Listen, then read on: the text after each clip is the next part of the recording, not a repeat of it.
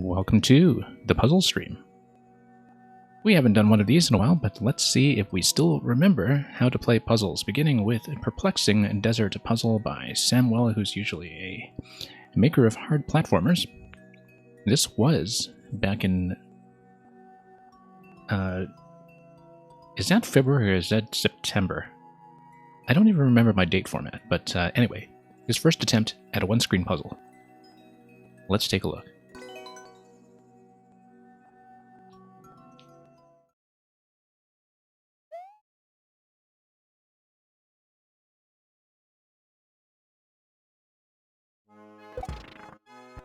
Okay, so the objective here is to go through this door.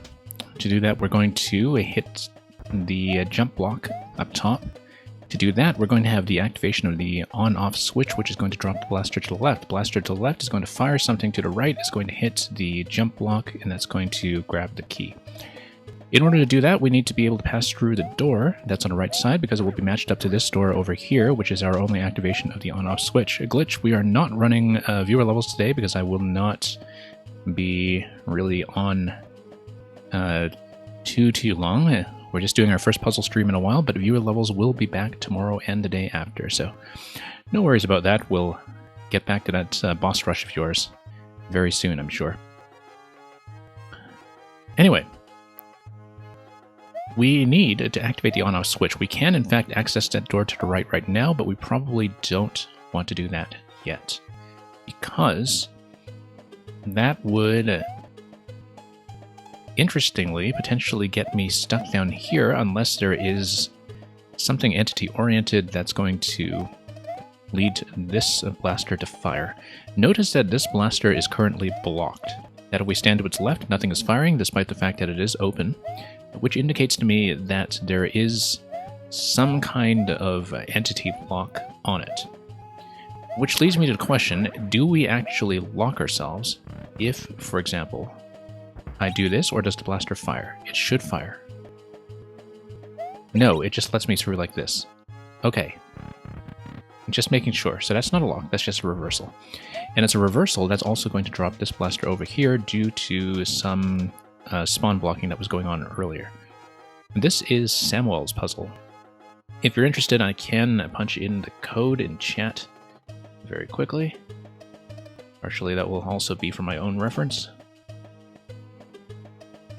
And, okay, so we know that this reversal through the door is going to get me through here, and will open up this door. Notice that previously this door was accessible if I dropped from the donut block, which is probably important. And yeah, Glitch, no worries about being good at puzzles. I mean, we watch each other to learn when it comes to puzzle streamers, and so it's absolutely expected. So if we hit that, so I'm looking at the POW that's on the left in the inaccessible location, which is bound to the off switch here. I think the idea is that if we manage to get through here with the off switch, we're going to have a bit of a different state. And yeah, so that's what happens when we spawn into this location with the off switch. This tells me that the red block was actually spawn blocking the POW, so that's how we read that. This is interesting because it means I have access to potentially 2 POWs, but then I would be trapped in that corner up top. That's not actually that useful, is it? No, I should have access to 2 POWs. We should go back through here, grab the POW, and go back here, and we do have access to 2. Okay, great. So now that we have 2 POWs, we can do a couple of things. We should think about that spring that is on the top right. Oh, also notice that, contrary to what I was thinking earlier, this blaster that was facing to the right is not what is going to hit the jump block. Likely we needed to probably walk the Goomba over, I'm currently thinking. The bomb is going to lower this blaster. It's 3 tiles high, it's not going to do anything either in terms of shooting.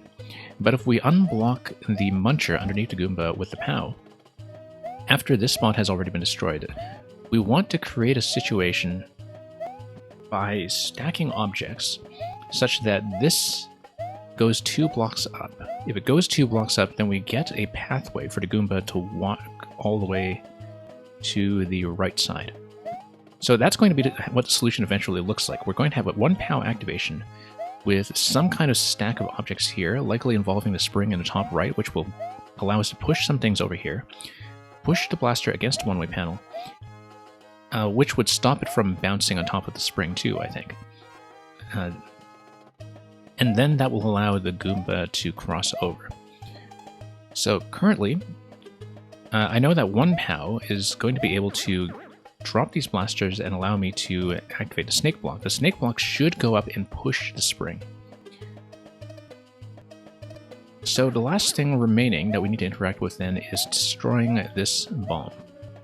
And it looks like it is a P activation with a P switch that is on top of this muncher over here. In order to get rid of that, I believe we actually do need the on state then. So I didn't interact with the P earlier when we were in the on state. But that would unblock these 2 blocks up to the muncher. And then the P switch, we only need to activate it once because the hard block underneath this blaster will stay destroyed. So that's something that we need the on state for though. So we'll do that first. We'll make sure we get the P switch just so we can do all that. And likely we just toss this thing. No, we needed to have 2 POWs here too, I think. And I know how to get that, in fact, because this door gives me 2nd POW.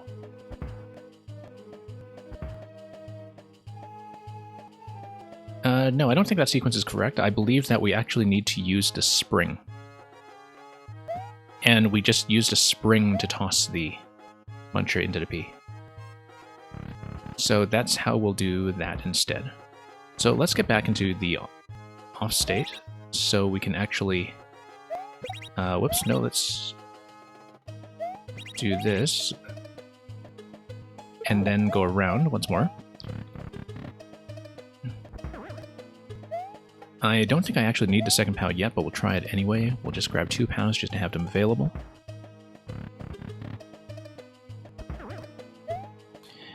Once we have 2 POWs available, I don't think the order matters right now, but if it does, then we'll just reverse the order. It's not a big deal. So we drop this, we switch back to the on-off state. We're going to run out of time, but I'm just going to map this out very quickly. Switch back. Bump the muncher.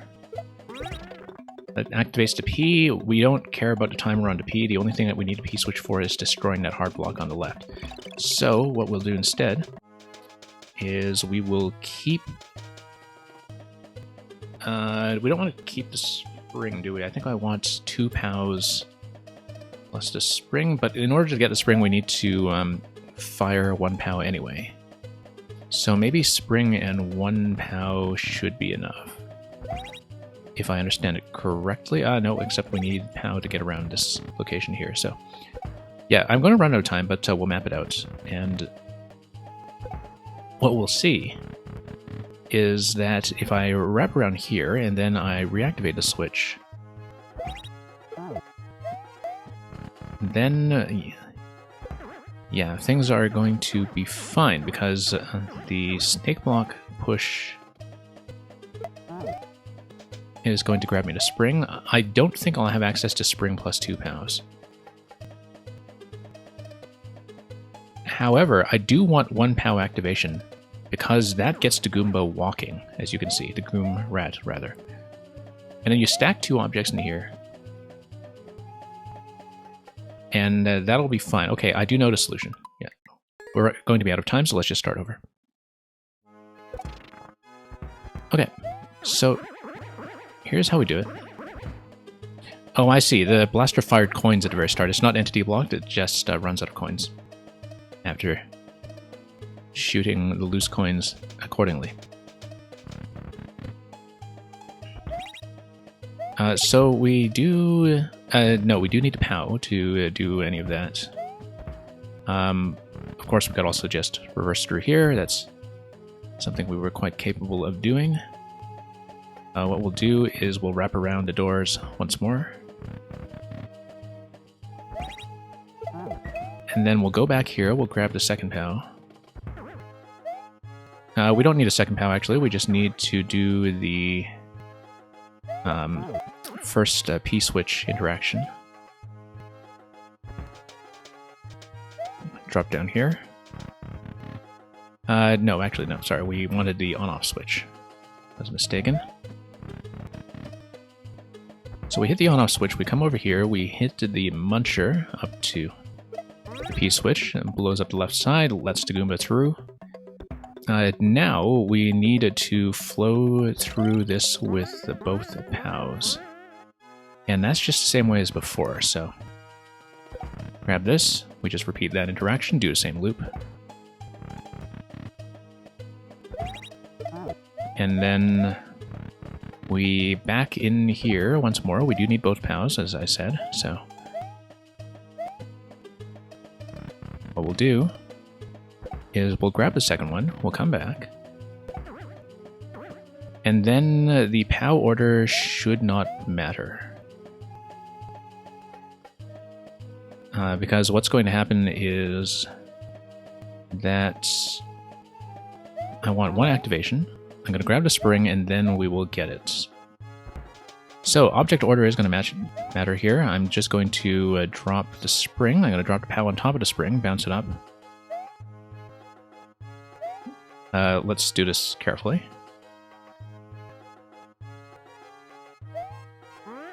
Let's, I said, do this carefully.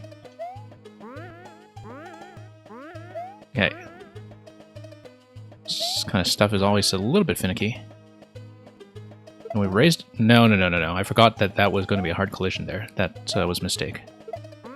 Okay, second donut block. I didn't know about a second donut block, so we actually didn't need the second POW. That was enough. That's okay, we just reset through a door quickly, and then we just do this again. Whoops, let's do that donut block. I have everything I need, so it will not be an issue here. We just raise this. Yeah, I guess if you really looked at the pixel art very closely, you could see that that collision was about to happen.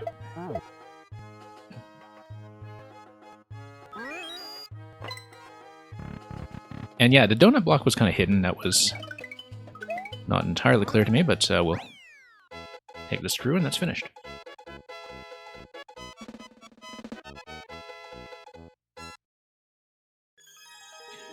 Okay, nice little warm-up over here. Nothing too perplexing.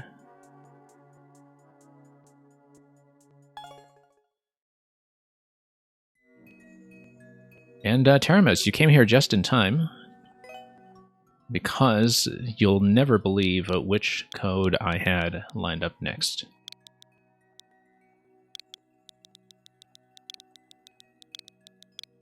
And let's just get into it. Chili Coin Cavern. This is from December of last year. Or is it June of last year? I think it's December. I can't remember which date format I'm in, but I'm pretty sure I'm using the North American one, so yeah, December. The coin mining operation has frozen over. Restore it back to action. I've been playing Mario Maker for so long, I don't know why I've just suddenly had a bit of a brain fart about that.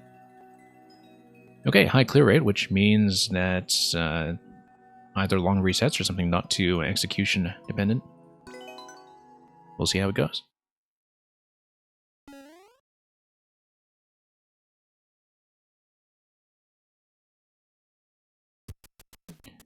Okay, going to have this opening piece of machinery as well as some kind of inscrutable symbol on the right side. And yeah, that's just going to be matched to this piece of machinery over here.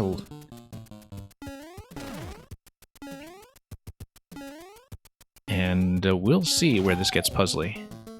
Obviously we shouldn't go down there, however there is potentially going to be a source of fire that allows me to reach the 30 coin someday. Like this Fire Flower, which is going to do what? It's going to be released this way. And then we can double back for the 30 coin if we really want to, which of course we'll do. And I guess you kind of need to deflect over the ground tile here. Yeah, there we go. Now, Fire Flowers, of course, just respawn from the pipe, which is good because it means you won't get locked.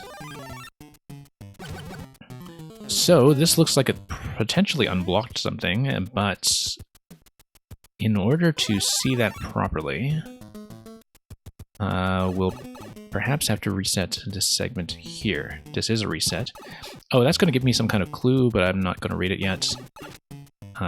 As I suspect, that was a spawn block. Yeah. Really nice to see the ice coins used for spawn blocking purposes. We'll go back to that hint if we ever want to look at it properly, but for now, you only get a second's glimpse at it anyway, so... Yeah, I really like how this platform here is set up. With that clown card used for centering purposes, of course. And then we will need some kind of key. So, key. And eventually we'll want to make it all the way to the right. I could scout ahead with a damage boost, but instead of doing that, we'll just try to flow through this first and see what we can play with here. So yeah, it says here Ice Coin transforms into that kind of platform. We know that. And that there is some additional unblocking that we have to do. Yeah, that's probably going to give me another spawn block that we'll just scroll back into. We'll go left and then we'll go back to the right. Well, or rather, we'll exit a door and we'll come back in. Let's just come back in, see if that gives me anything interesting from the blaster. No, that's just, I think, a demonstration of that mechanic. Of course, you would have seen that already to get here in the first place, so that's kind of curious. Oh, whoops. Let's grab the flower. I guess we did unblock something on the way back. Probably just due to some off-screen destruction the first time we came here that I didn't actually witness firsthand. But so we'll take a look at this. Another unblocking that can happen by that pipe over here. That's just going to be coins. That's fine. We'll just hit checkpoint. Checkpoint's going to basically illustrate to me that nothing there is relevant just yet. So we will, as you can see, there is something that unblocked on the right side. Some kind of destruction that has happened already, so I'm sure there will be some state change when we come back through the door. And yeah, that's going to show me more about the ice. We'll do a little bit of platforming here. And then we could potentially go back in here as well. I do want to see it just in case that unblocked anything interesting. Just the same thing as before for the sake of consistency. So it seemed like there was a little bit of destruction up top. But anyway, we'll come back here. This totally looks like it's a spawn block, or not a spawn block, a bomb blast waiting to happen. Some kind of mechanism that will be activated the next time we come back. So Warcall, welcome. And yeah, the aesthetics glitch are quite nice here. And the use of the SMB3 theme ever since Maker 1 as this kind of stand-in for a space theme has, I think, always been pretty wonderful. I don't know if that ice block on the left side is actually going to unblock anything. It could because of... I mean, it is going to unblock something, obviously, the same kind of clown car setup, but I don't know if it affects anything else.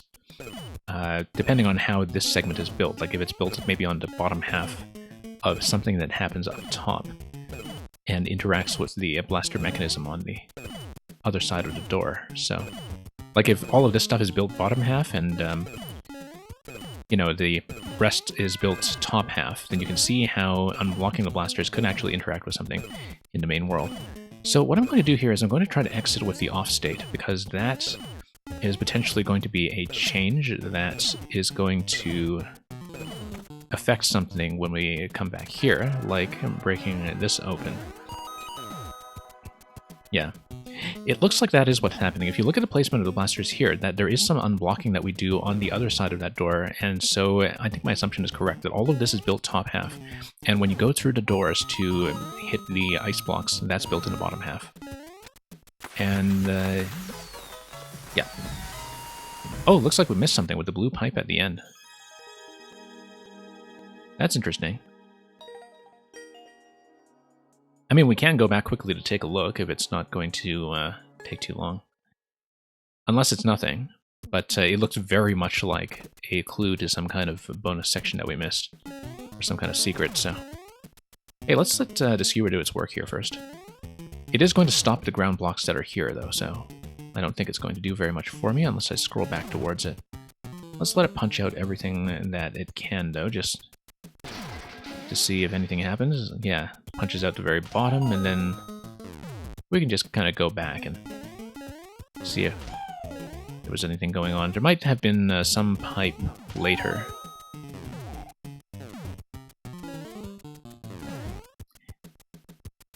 And yeah, Glitch, that's correct, that if you see how the ice blocks work, when you transform them into coins on the other side of the one-way panel, when you come back, they remain as coins, so they have the same kind of logic as block destruction. Except, of course, that you can't put any vines inside them to preserve them either, so... Yeah, so we know that the secret is on the other side of a pipe, and so... One thing that does occur to me are those doubled skewers that we see later. That's, you know, if it's anything like a troll setup, that skewers very often will do things for us in terms of hiding potential entrances. I think that is a trick that I've seen in a couple of different puzzle levels before, so we certainly shouldn't rule that out. Just looking at this segment here to see if there's anything of note. Yeah. We'll just flow through this quickly. I just want to see.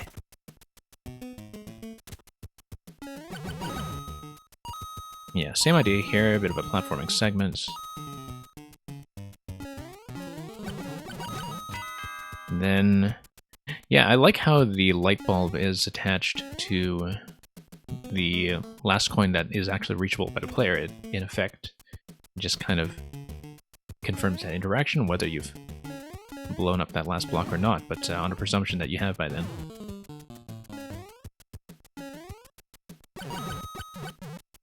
Yeah, you see, these skewers are awfully suspicious, aren't they? That everything's going to blow up there. I kind of want to go like this. I'm going to go over here. Oh, whoops. Let's grab a flower.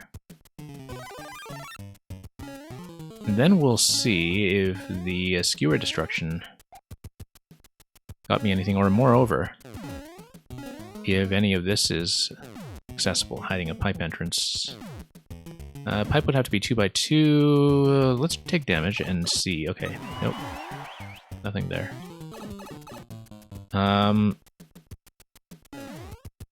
Yeah, we would not be able to access the red pipe either, unless... So this seesaw looks kind of interesting. Let's take a death here quickly. Before we hit checkpoint, because if I unblock the ice, go off screen and come back, I wonder if this ice block blocks anything, because that's something that we didn't check, although I don't see where that would be relevant to an entrance. So I think that's unlikely to get me something, but I do want to check it, just in case. It's just decoration. Okay, now we know, after we reset all the way to the beginning. Yeah, I know, it's just there to block the coin pipe then. Oh, you mean the seesaw is just decoration. Okay, yeah. Imagine that, building a sort of mildly puzzly level that actually has entity space left over to use a seesaw decoration. What luxury.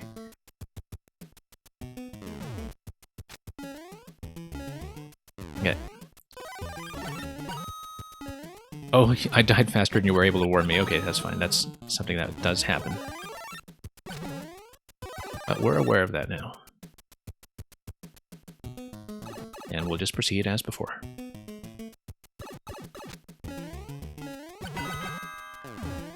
Okay, on we go. And yeah, everything here is fine. I actually do want to see...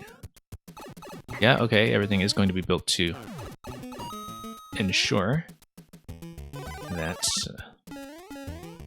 there's enough incoming damage to and enough distance to prevent you from going too far.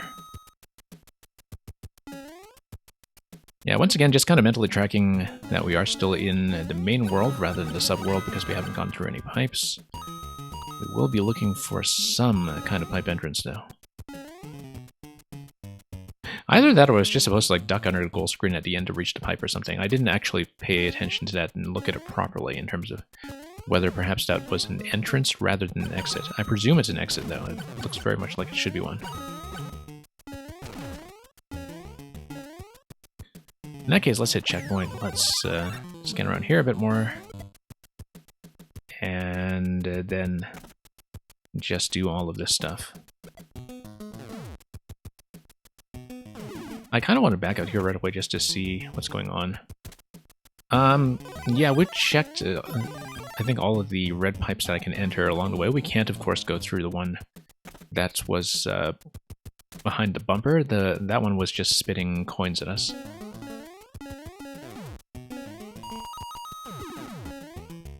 So I do not believe that is anything. Coins and fun, exactly.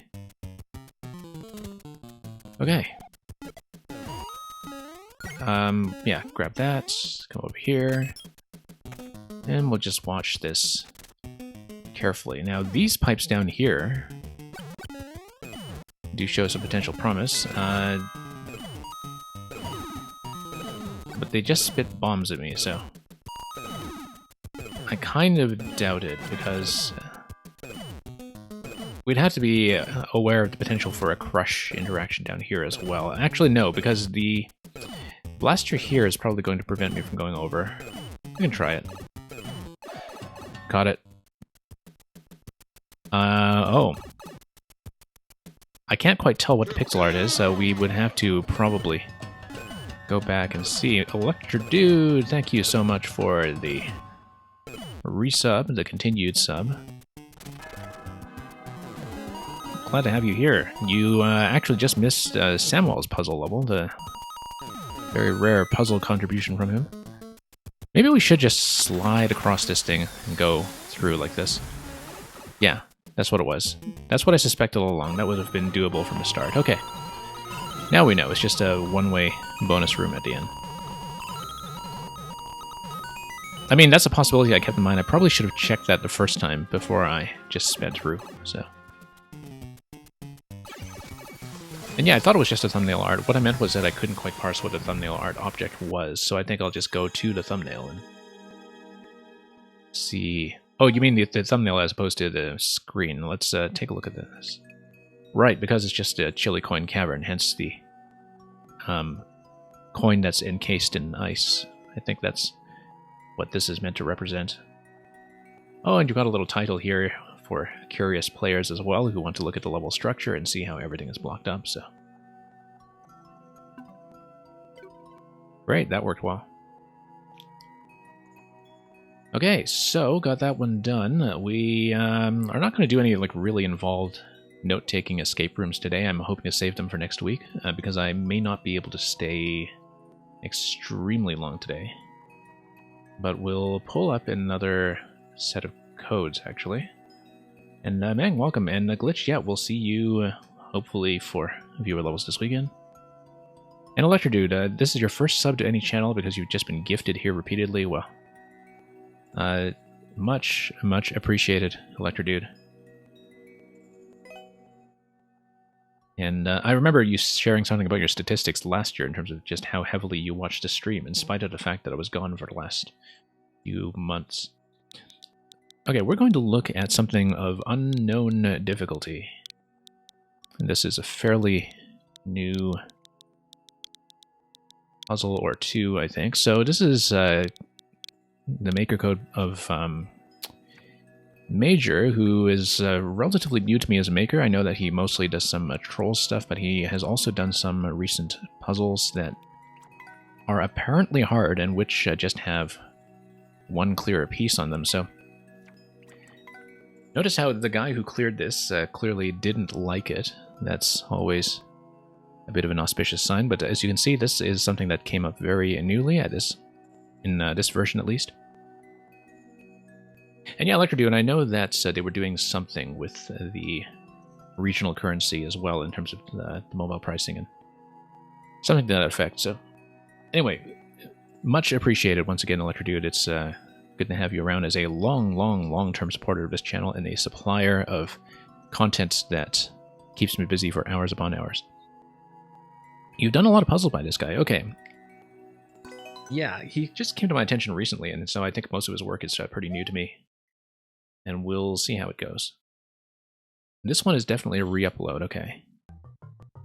We'll see. So, yeah, re-upload from yesterday, so maybe you cleared the first version already, but anyway, we have a floating block here. The thing that's very important to know about floating blocks is that when you activate them, they become activated at their original spawning location. So if we hit the reset door,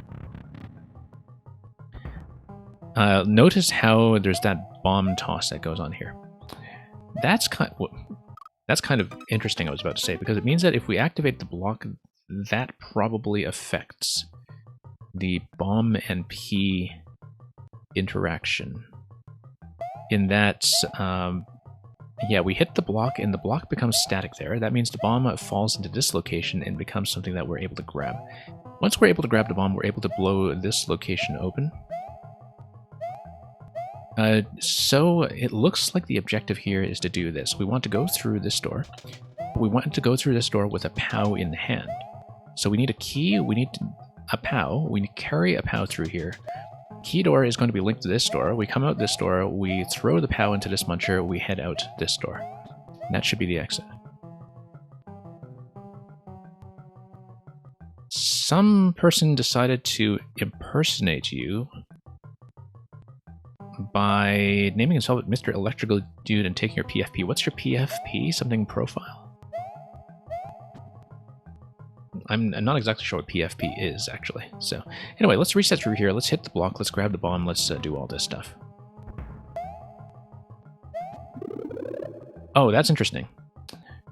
Because if it's activated in this location, so yeah, this matters. Location matters. We're able to drop down and hit the P. Hitting the P will not really do anything for me right away, but I need to very quickly, I think, get back to the door before the P switch expires. Because that way, when we go to the other side, the POW is going to drop. And then we would still have to deal with the P switch over on the other side. I can't carry this P right now, but it may be possible to bump it up if we do something like a POW up throw towards it eventually, or maybe even I don't think a bomb up throw would do it, but I'm not sure. Oh, also, no. Divine means that this location will actually not freeze. The block is always going to fly over because Divine reactivates it every time. So, however, the P switch is going to freeze this location down here, and it's going to create a trap for the bomb. And so that's how we'll do it. Oh, profile picture. Okay, I get it now. Electrodude.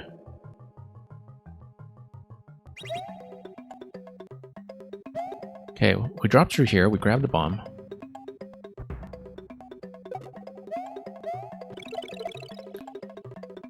Okay, good. That should stay dead. Now that this stays dead, we are able to do what? We're able to hit the... Yeah, like I was saying, I feel like up throw with the bomb towards the P is potentially something we could do. I don't know that interaction for sure. But we will definitely need to reset this anyway, so... We reset. Oh, whoops. Let's stop doing that.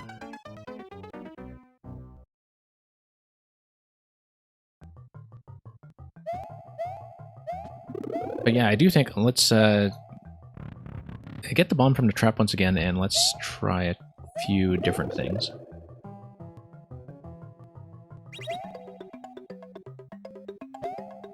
Okay, bomb is going to drop.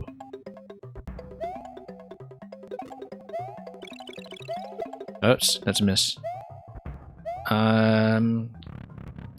Let's try that idea again. I don't think it's going to do much with the P, though, because the P is still going to fall into a location that doesn't allow it to be picked up, unless you do 2 throws towards it, which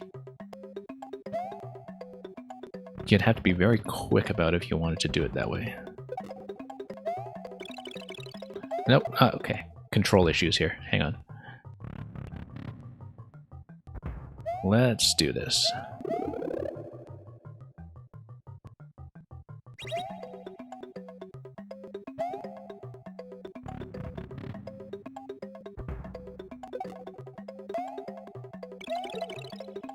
Okay, no, it's just going to collide with the bottom of the P anyway, because I always forget the collision rules between the P and the spring and the POW in terms of objects that come to them from below. We definitely need to blow this up then. And then we need to think about how a P activation is going to get me all the way across. Also notice that I think when we hit the P switch initially on the other side, let's watch whether it does in fact drop the POW. Notice that the block to the left of the POW, and indeed below the POW, is both of those are bombable, unless of course there's a vine that's stuck inside there, so.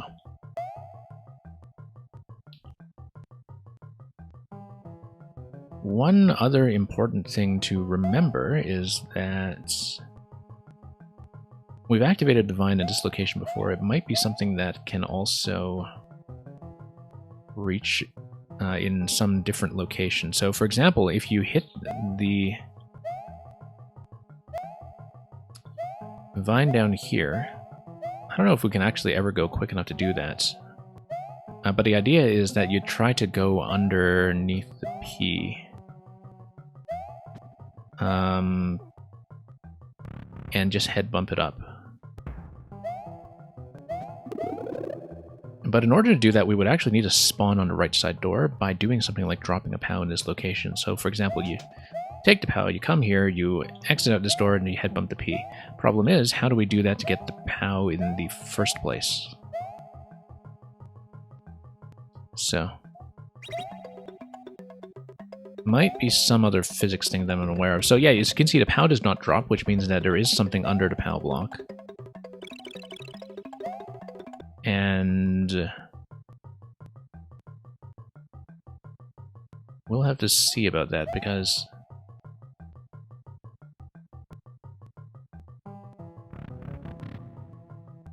yeah, there probably is something I can consider doing here. Anyway, let's do this again. 100 seconds left. We will almost certainly time out if we don't die first. But let's check this out anyway. So here's the question. This is a remote activation puzzle. The way that you would do a remote activation is you would want to get into this spot here and have the P activate. In order to do that, you would need something like the bomb, for instance, walking over to the P and falling on top of it. But the question is, how do you actually do that?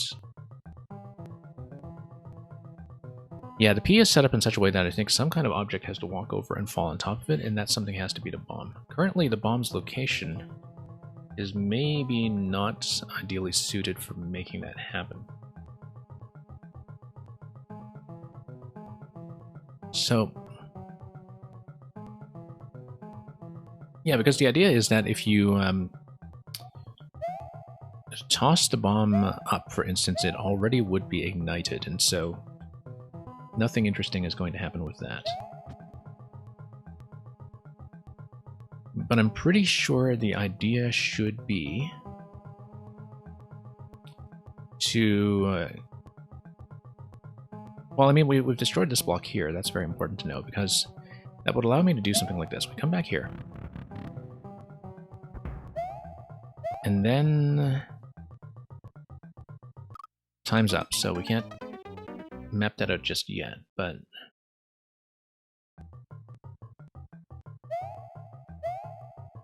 notice how it's the bomb that's nudging the P up in that initial position?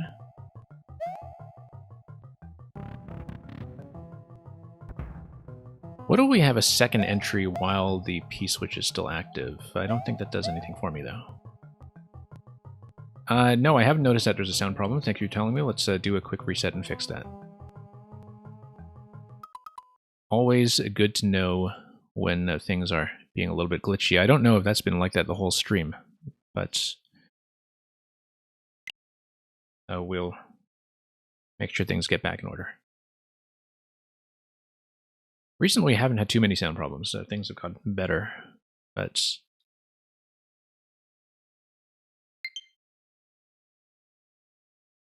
yeah, let me know if things are sounding better now.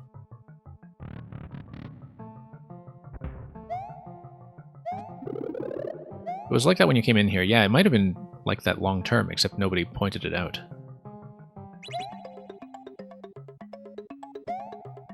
And, okay. So through here, E-switch. Up throw there would have been fine, actually. So the bomb is now expended. Here's something interesting. If you take the bomb and you go through the door, the bomb should not be able to respawn on top of the block, right? So if it doesn't respawn on top of the block, then it doesn't push to P. If I understand it correctly. So here's what we're going to do. We're going to... oh, whoops. Not do that.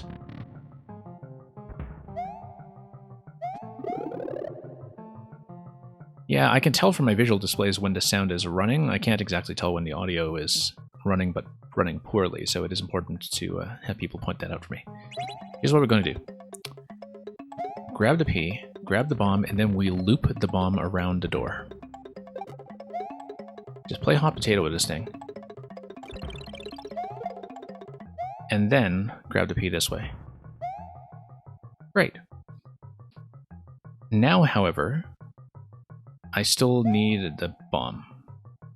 Because if I step on a P in this location, I can activate the POW and get the key.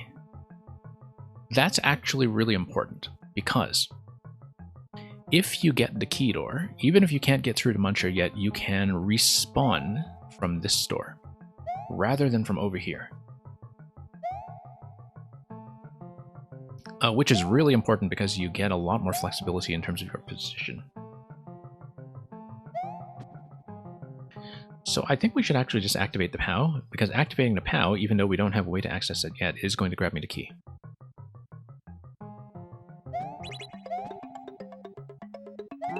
So we grab this, and come down. And... yeah, so we can respawn through here now. Watch this.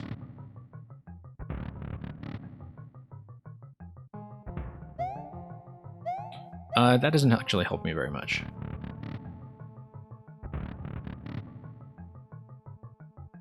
But anyway, we've made a little bit of progress here. We know how to grab the P. We know how to activate the P here, but what we don't know is this remote activation that we're hearing about. And I think I know how to do it. For the remote activation, we need the bomb to step on top of the P. Either that, or we have a position such that you have P down here, bomb here, toss the bomb, bomb falls on top of the P.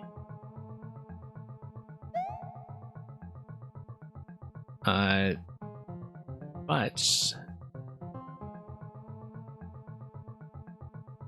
if you're carrying the P, it means you're not carrying the bomb. If you're carrying a bomb through these doors, then the P falls off just fine.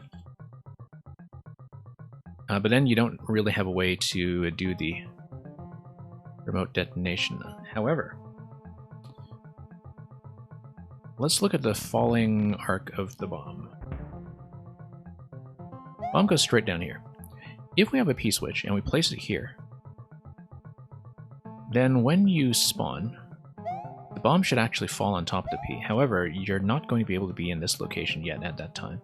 And that's not the objective anyway. We want to... Our objective currently is actually to carry a bomb over to the left side. So the bomb can't be the thing that activates the P. It needs to be something else. It can, however, be the flying block. If the flying block is able to squish the P somewhere... Like if we're able to get over here with a bomb, let's say, and then something squishes the P remotely, and then we toss the bomb, and well, the objective is to blow up that hard block over here, so we would need to run all the way over to the left with it.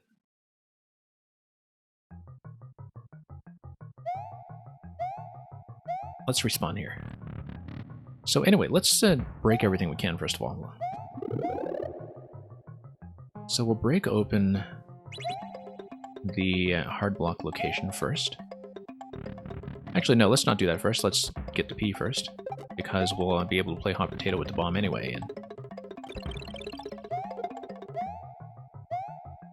so notice how the P can get lodged up in this location. That may be interesting, because it means that... Well, we need to have the P switch activated in order for the bomb to walk through. Also, we can't just dump the P here in time before the bomb spawns and falls. We don't have a good way of doing that. However, if we go through this door, this is the initial spawning location. We're actually able to dislodge the bomb, perhaps. No, it's going to fall right away. But I was thinking, like, if you come through here, go through the key door, go back through the key door, and then do up throw over here. But anyway, let's do what we need first of all and get the key, because that will at least be progress. And let's unlock the door.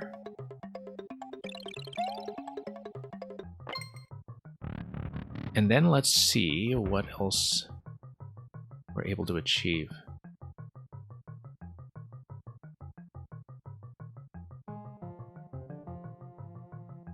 So currently the thing that needs to get done is walk a bomb over here, have the P switch activate,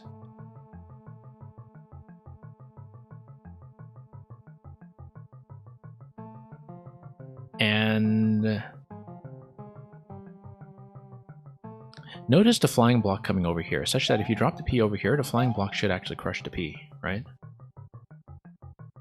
But then you don't really have a place to stand for that to happen, and you also don't have a way to grab the bomb. So yeah, you need to be able to hold the bomb here and have the P activate before the bomb blows up, and then you take the bomb over to the left side and toss it.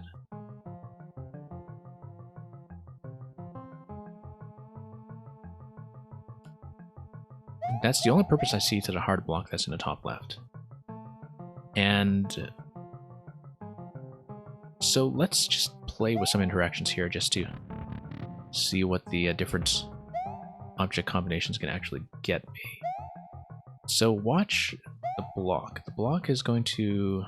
No, it's going to fly below that location, so that's not going to be it. But let's watch the block once again, because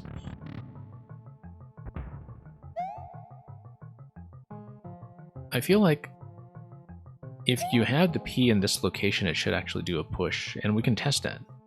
It is, in fact, fairly simple to test. But that still doesn't get me to bombs. That doesn't actually achieve anything for me just yet. Let's do the P activation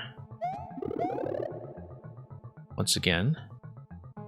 Wrap around, get the P, and then we'll attempt to do something with a P up throw, perhaps. Oh, whoops, taking way too long there. Yeah, taking way too long there. That's okay. We'll know how to map out all of the interactions up to that point. So, not much progress lost. But let's get all the way back up to the key again. Also, notice only 300 seconds on this thing, which is kind of abnormally short for puzzles, except, of course, this is a fairly simple one, so... nope, too late, too late.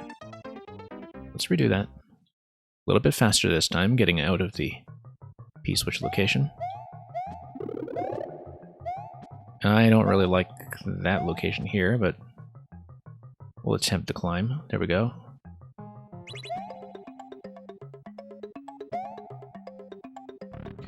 And grab the bomb, wrap around with the bomb.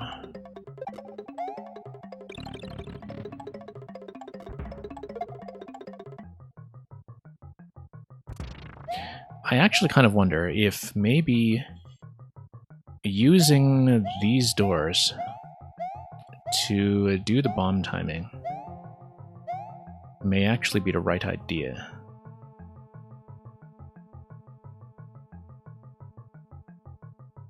Because you can do a bit of an item juggle, right? Where... Well, no, I mean, you need to carry the ignited bomb all the way here, but...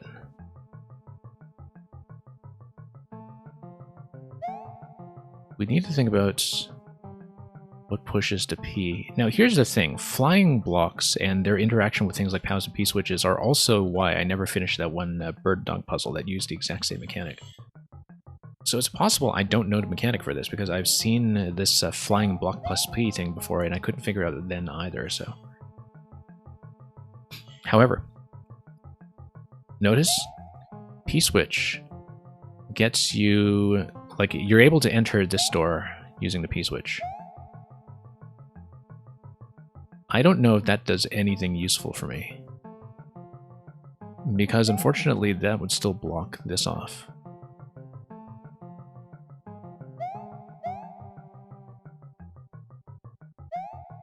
It doesn't seem all that useful, to be honest, to wrap from that door over here that way.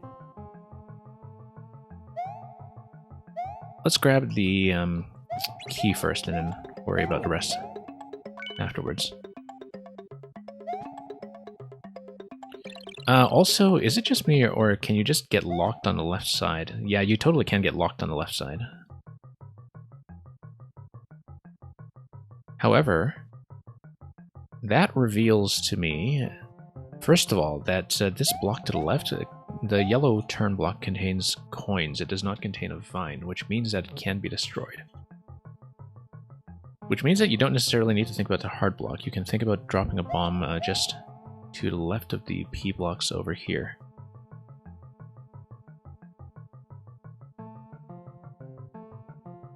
That probably isn't that important, but we'll take a look and we'll see if we can make anything happen. Also notice... well, I mean, you can hit the question block from here if you want, but it's not actually going to get you anything. However,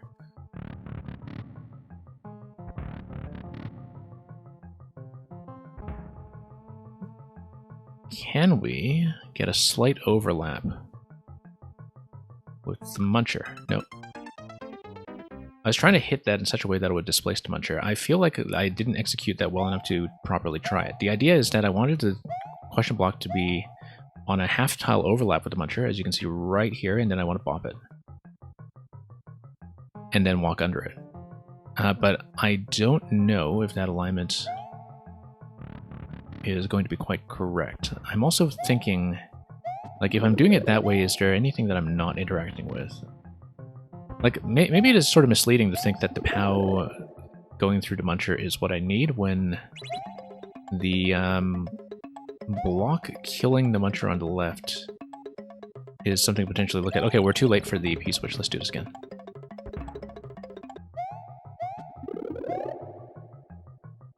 Whoops.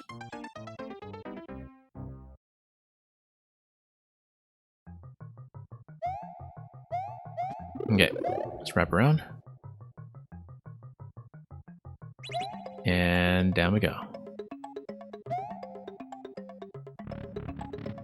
Same idea as before.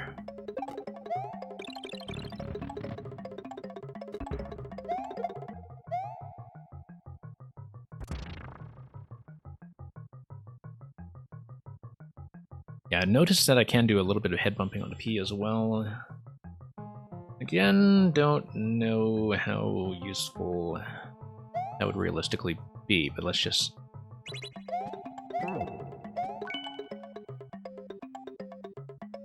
get back to where we were first.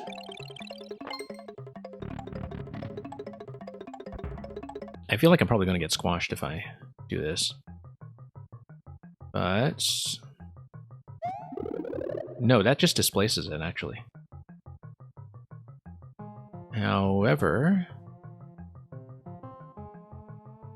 if you displace it, maybe you can take an object and just push Big Muncher. You can push Little Munchers that way with soft drops. I don't think you can actually do to push on a Big Muncher, though. Or can you? We should try it before making any assumptions about whether that will actually work. So let's go back here, first of all. And, whoops, nope. Wasn't watching carefully. Which door I was going through. Okay, let's redo this. Let's redo this.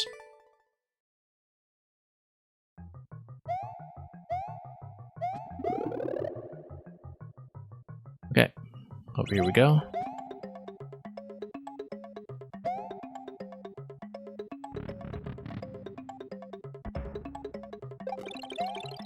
And over here we go.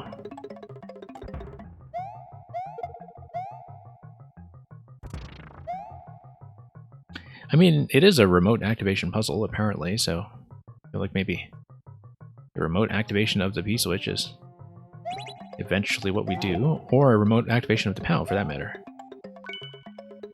Because the thing is, blowing up a block over here, but dropping a...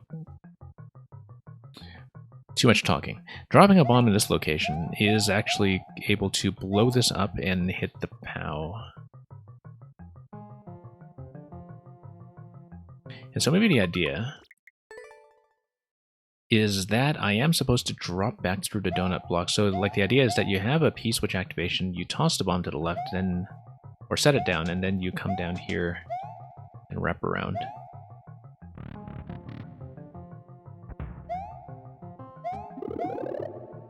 You see, with puzzles like this that don't actually have a lot of elements to directly interact with, the core mechanic is probably something relatively obscure. Like some kind of really finicky collision logic, for instance.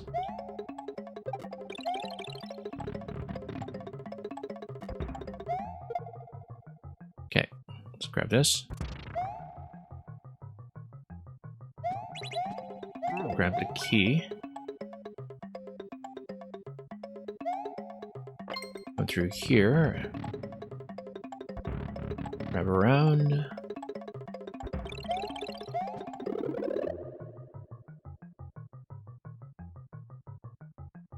And yeah, so we've got the key activated. We can come through this door. We know how to enter every single door, actually. In different states. We can't carry the P into this door because we would need to step on a P in order to do that.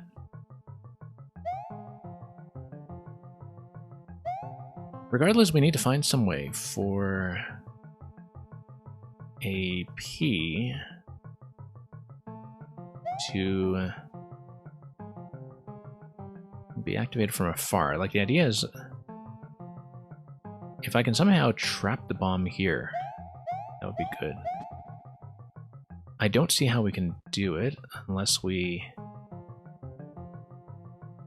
find some way to walk the bomb over, for instance. Like, you know, place the P here while P-switch is active, if there's a way to do that. Don't think so.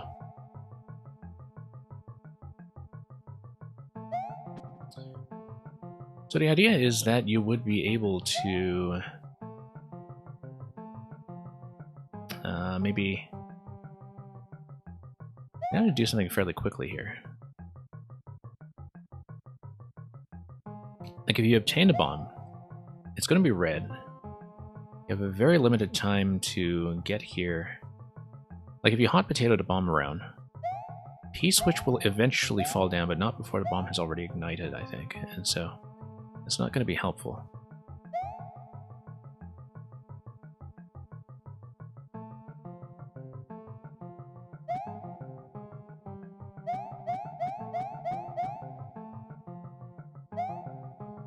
Yeah, still thinking about this. That's, we... Let's try this once again. Let's... Once again, the head bump on the P from below might be useful.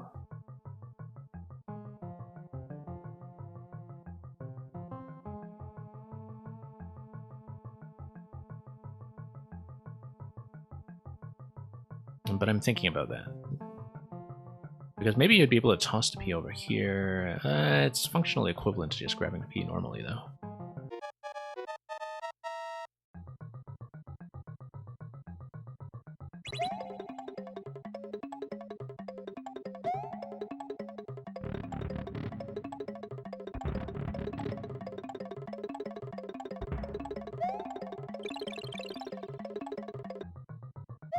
Yeah, grab the bomb, wrap the bomb around, take the bomb through any of these doors, really.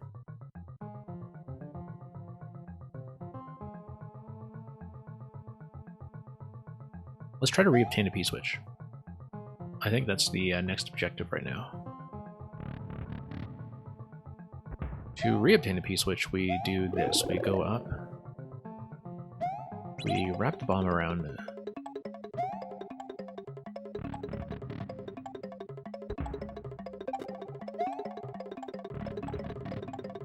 and then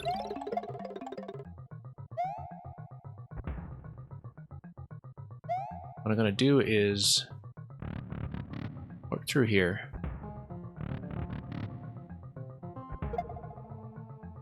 No, that doesn't actually collide. Okay.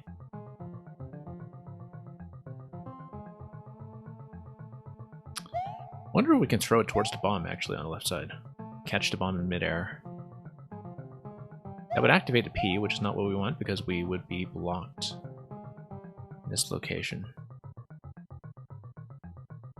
But I wonder if there's a way to escort the bomb and manipulate its location such that it falls here. You'd have to do that without activating the P-switch, though. Not enough time. Like, this level should really give me 500. So I actually have some thinking time without having to redo the opening bits.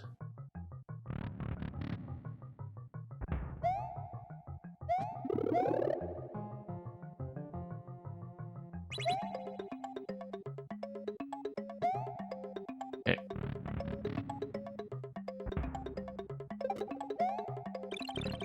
I don't think the order is going to matter, whoops, in terms of, hang on, this block here. Like, I think we should probably just blow it up at the earliest opportunity. I don't believe that's going to make a difference. Let's see if this does anything. Yeah, actually, when you do the P-switch placement like that... Ah! Okay, this is a breakthrough. This is a breakthrough. when you do the P-switch placement like that, you're able to drop the bomb into this location. What I forgot was that the bomb is going to track your location with the initial spawn, and that it would fall to the right side here. That makes significant progress, because it means that I'm able to have both the P-switch and the bomb alive. Because once this blows up, then I'm able to escort, like I can toss the P-switch over, then I can grab the bomb and toss it over to land on top of the, well, no, I can toss the P-switch over, then I grab the bomb, I run on top of the P-switch, and then we've got it. Okay, no. So first of all, let's blow up the block. That's the most important thing right now. Let's get a P-switch out of the way, just in case. But yeah, having the bomb spawn in this location without the P-switch activated was actually the breakthrough we were looking for. You didn't even know that was a potential solution. Okay. Yeah, that's really interesting to manipulate that. I've had a lot of those P-jump entries before in different puzzles. Like, I don't know if you know the puzzle maker Funked, but Funked uses that a lot. Anyway, yeah. We come through here, we get both the P-switch and the bomb.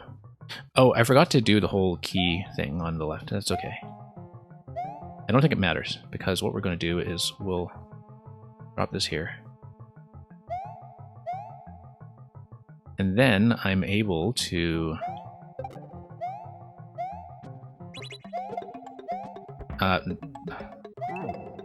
you get the idea. I have plenty of time to run over here and do an up throw in this location. That's how to do it. And let's not get trapped. Anyway, I think we have it. Alternatively, you can catch the bomb before it drops by throwing the P under it. Maybe. You do need to kind of swing left here to do that. I was considering that, actually, to have the bomb basically fall on top of the P-switch in midair. It's just that I decided not to pursue that because that wasn't actually going to get me anywhere.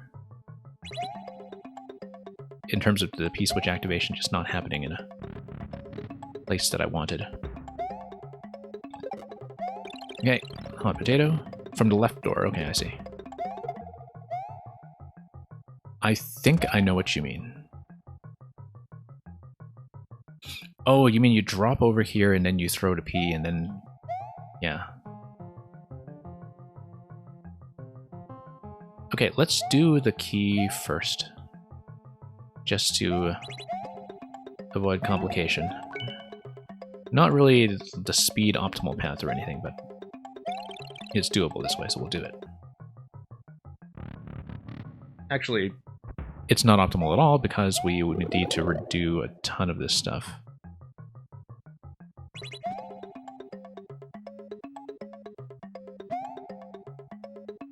And then, oh, bomb. Let's do it. Quickly, quickly. No, too late, too late. That's the issue, is that when you have things that are time dependent, I will just lose track of what my intended procedure is supposed to be. Yeah, we probably should have just not bothered to get an early key in the first place, and just did a whole P and bomb activation towards that area. Anyway, that doesn't matter. We'll do the P on the left side over here.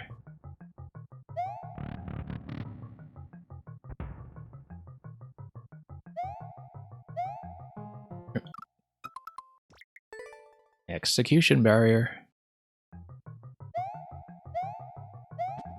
And, okay. Not even much of an execution barrier, just exactly the kind of thing that I'm likely to blow an attempt on.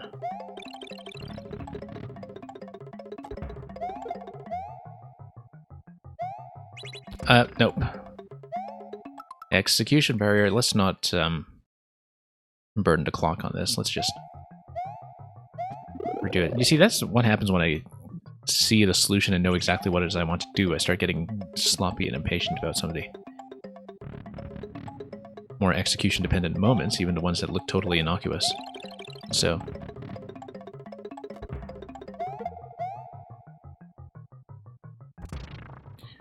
Okay, much better. Let's do this first. Should actually save some time by doing this.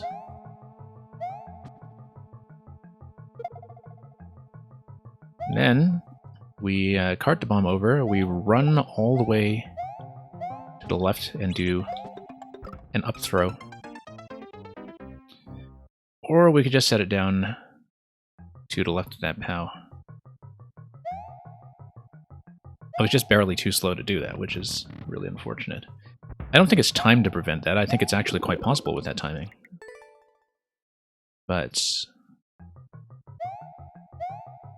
I mean, it looks very much like that slot to the left is meant to be a place to ram yourself into so you can up throw, but I didn't pick up the bomb in the first place from the cleanest location.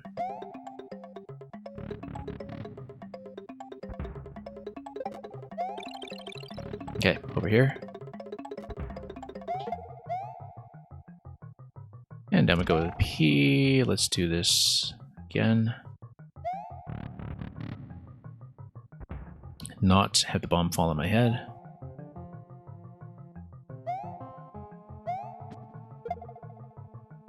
Okay.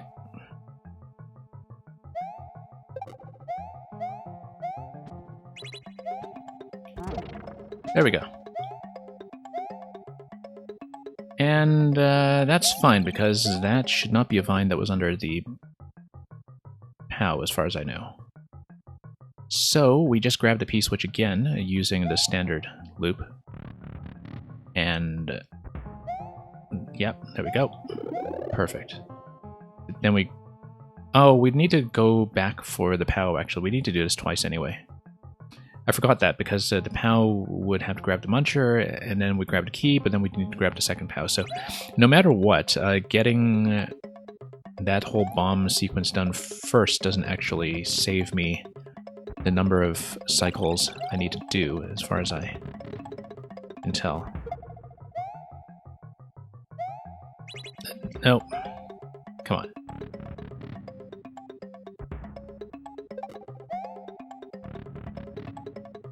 Would you like a hint that prevents me from having to reset the level? No, that's okay. You can tell me afterwards. It's better if you tell me afterwards, so that we can have a laugh about it then when I see some kind of very obvious loading shortcut that I have not actually kept in mind. Can we go through here? P-switch is inactive. Okay, let's flip through here first, and we'll do the P-switch.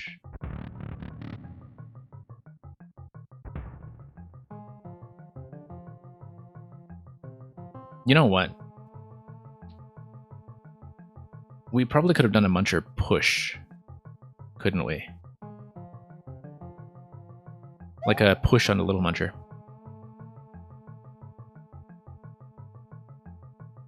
Maybe. I haven't thought about that. It's been a while since I've looked at stuff like this, and so my sense of the mechanics may be totally wrong.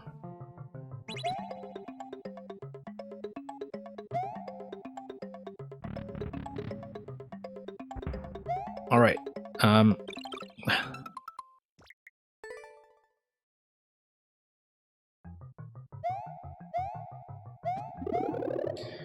Okay, we've solved the puzzle. Let's do half an hour of execution now. That's just like old times.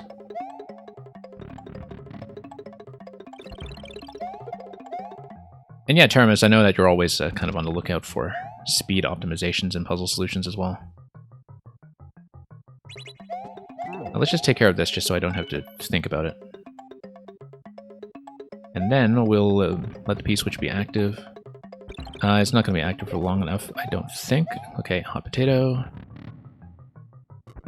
Toss this. No, we haven't done the bomb thing yet. Okay, let's do the P-switch over here.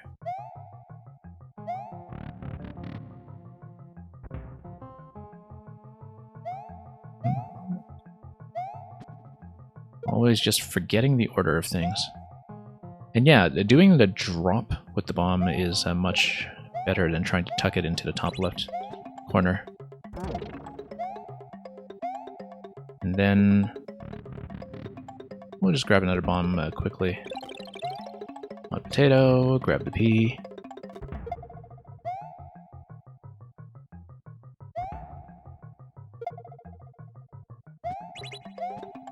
And let's not mess around. I was very tempted to just mess around.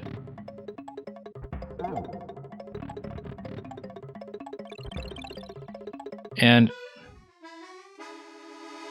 okay. That's interesting.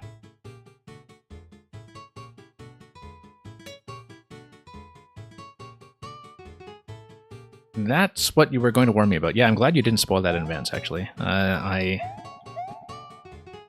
guess this is... well, let's put a death marker there just to say we did it.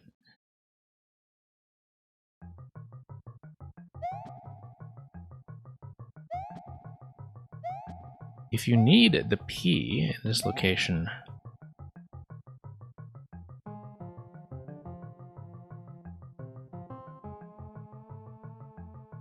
that's definitely a little bit of a wrinkle in the plan.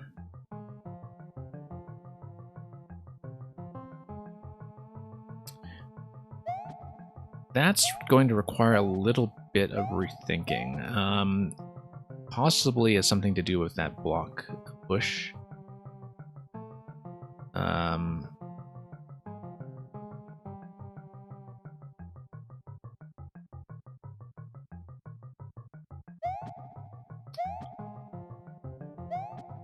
That's a fairly big complication, actually. See, this is why, you know, when you play puzzle levels that are by troll creators, you kind of get what you're asking for. Okay, we burnt like 50 seconds just staring at this thing. Maybe not the most productive use of time, but let's just try this again.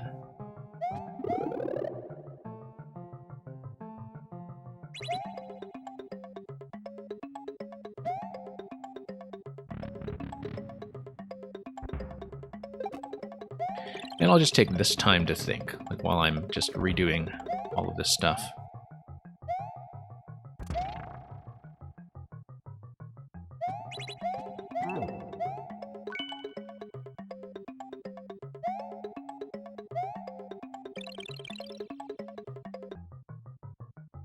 I'm going to watch the flight location, because if the question block that is flying ends up on top of the key door, then what that means is that the POW is going to drop on top of that location. I hit the question block, it hits the POW from below while I'm holding the P. Watch this. So the idea here is I stand right here. The question block flies over. Let's imagine that the POW is already on the location on top here. Punch this, it punches the POW, done. That's it.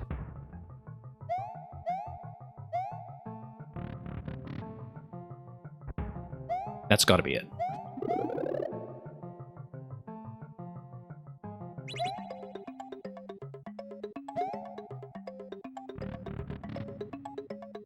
Okay, what am I doing? I'm trying to grab the P again, so we can do the P jump through the door on the left side. Okay.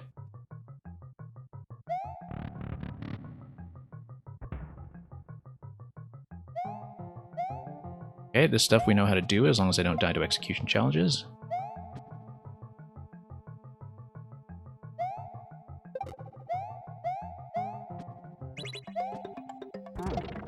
Okay. P-switch is active, which means we can grab another bomb, and then grab another P-switch. Grabbing the P-switch allows me to go through here.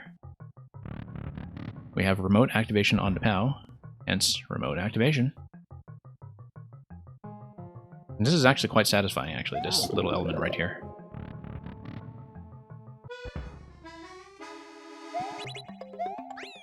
Done.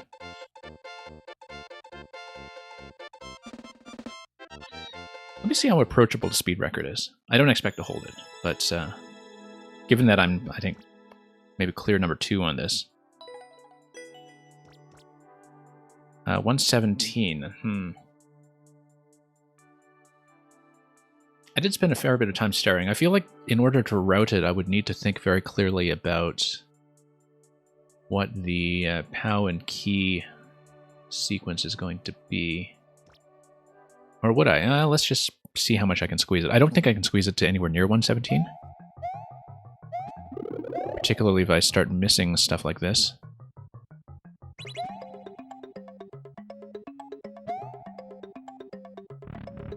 But no harm in trying to just optimize a little thing here and there. Okay. There you go. Not optimized already. Not optimized already. Okay. Probably not able to grab this bomb, but... Okay, hot potato, go, go.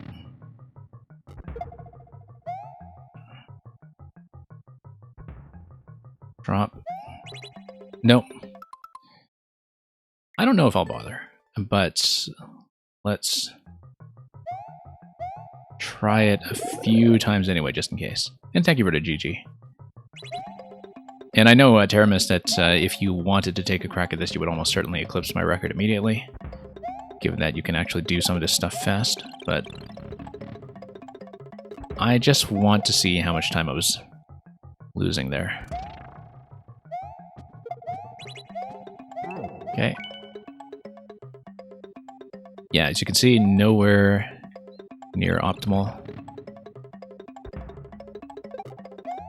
But worth a try. Okay. We're here. Bomb's gonna drop on my head. I'm not gonna stay on this for too long because I'd rather solve more stuff. But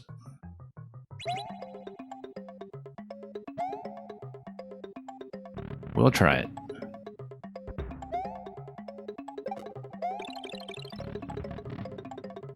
Over here.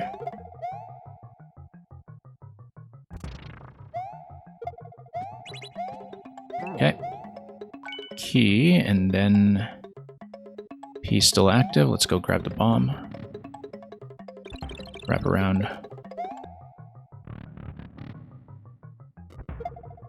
Okay. And then over here.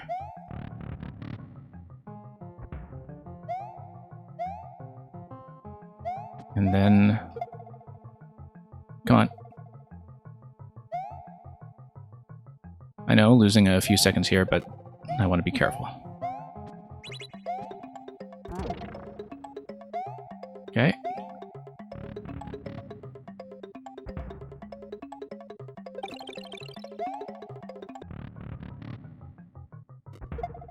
Yeah, I'm not going to be anywhere near fast enough for this, but...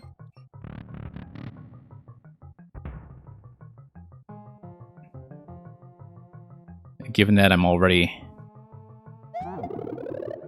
at a pretty significant amount of time.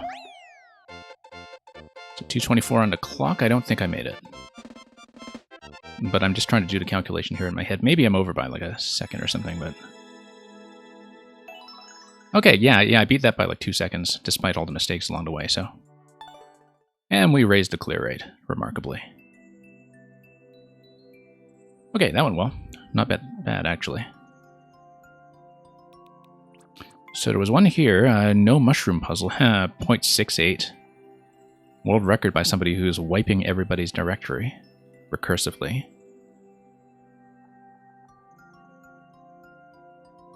.68. I don't like the look of that. Well... what is this? Puzzle solving in art? That feels like a troll.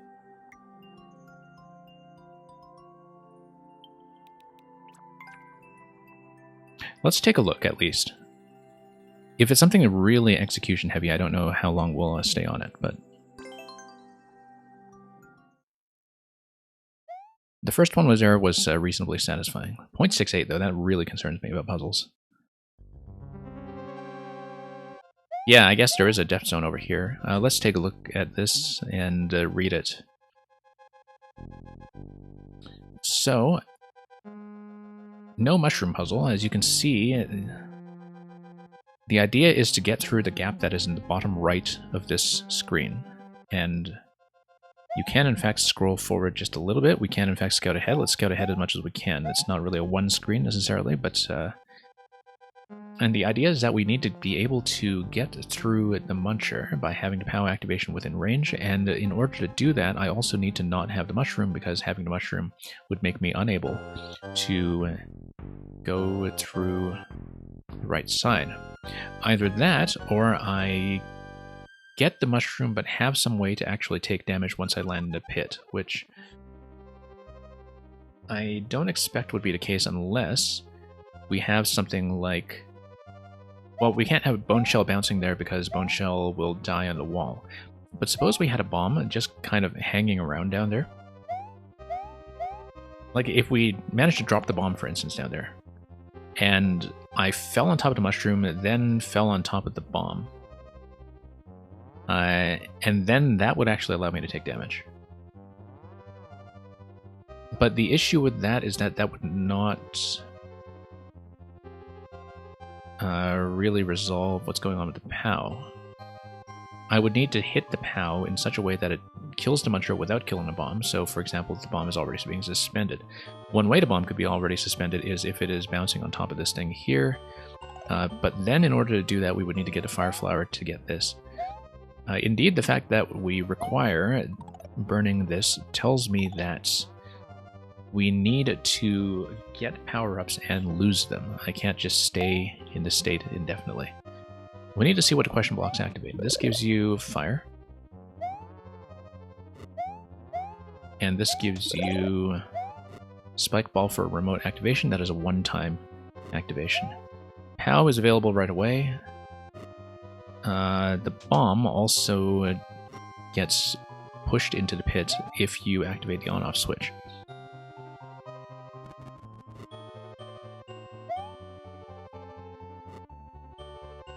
One thing I don't know about is the jump block on that side.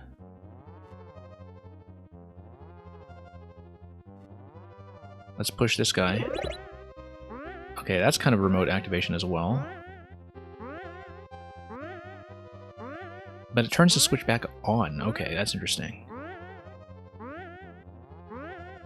If we do that activation first, however, we can't, because we need to unblock the red block in order to come over here in the first place.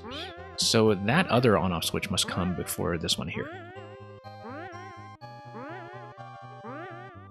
It does, however, allow me to grab the Fire Flower after having activated that switch. And the bomb, however, on the left side is already dead. The thing that the Fire Flower can give me is access to this spring. So there's going to be a certain order here. So for example, let's say we drop this guy. We grab fire.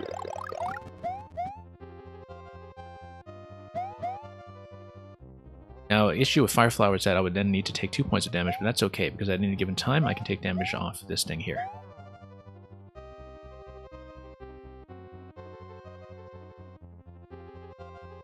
We obviously won't be passing on this attempt because I didn't manage to use the bomb.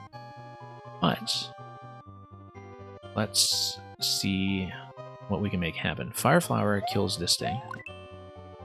This gives you Spring. Spring...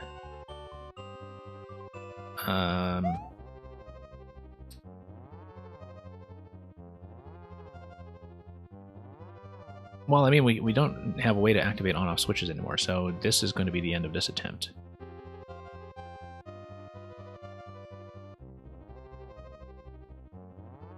But then if I grab the Fire Flower, then I no longer have the Fire Flower available to activate the switch that is on the right side, unless I take some other object there, such as the Bone Shell. The Bone Shell can, in fact, be dropped over there.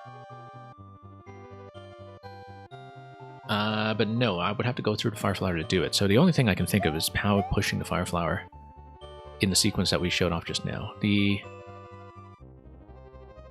issue with that is I need to save the bomb first.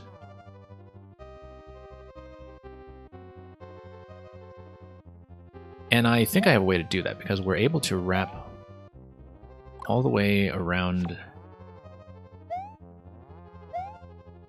How did I even get up there before with the bone shell? Did I?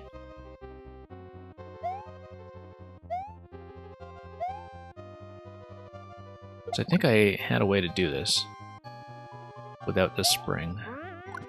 But the idea here is that I would be able to, when I'm small, go up here and drop an object that I believe there is that little semi-solid slot at the top of the bumper, and so you would be able to just lodge one object there, possibly the bone shell, the bomb walk all the way across safely. So the idea is that I want to both, and actually I think the bomb is going to fall in this slot here if I do that, which is good, because that gives me the third on-off activation. So you activate this one once, you activate the second one with the fire flower, you have the bomb drop over here, and then the bomb thrown into this location by the donut block gives you activation number 3. Activation number 3 gives you access to the mushroom slot down here. And then we have to think about how to take damage after that, or how to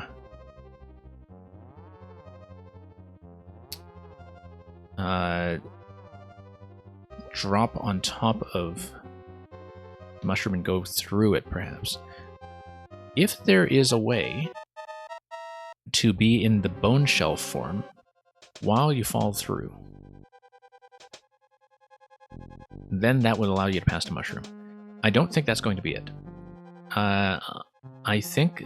Okay, so option number 1 is you take damage. Option number 2 is you find some way to get into the bone shell form prior to everything coming down here. The way to do that is if you have a remote activation on the bomb and get here quickly enough that you can get into the bone shell form when the bomb activates the on-off switch from afar. Yeah, Meng, have a good day. Thank you for coming by, and we'll see you around some more. Do get some sleep from time to time.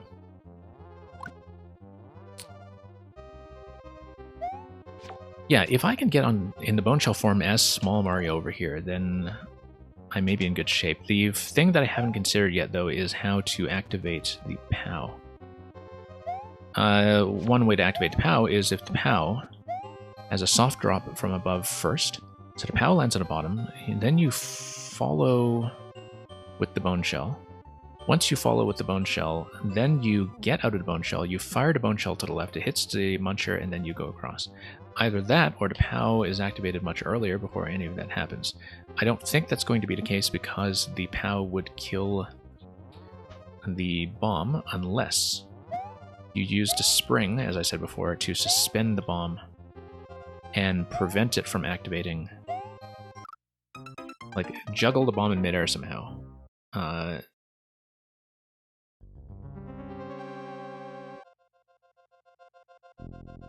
What did this thing get me again?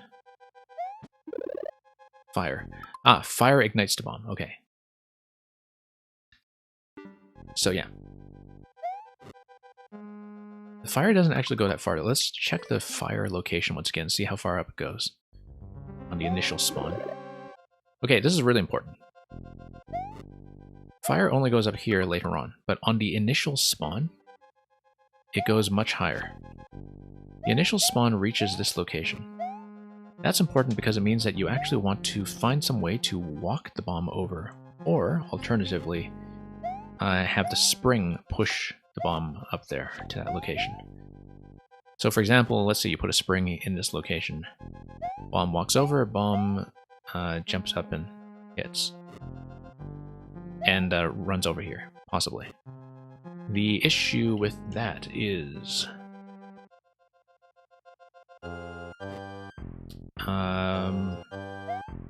well, let's do a bit of item juggling just to show you how that looks. I said, let's do a bit of item juggling to see how that looks.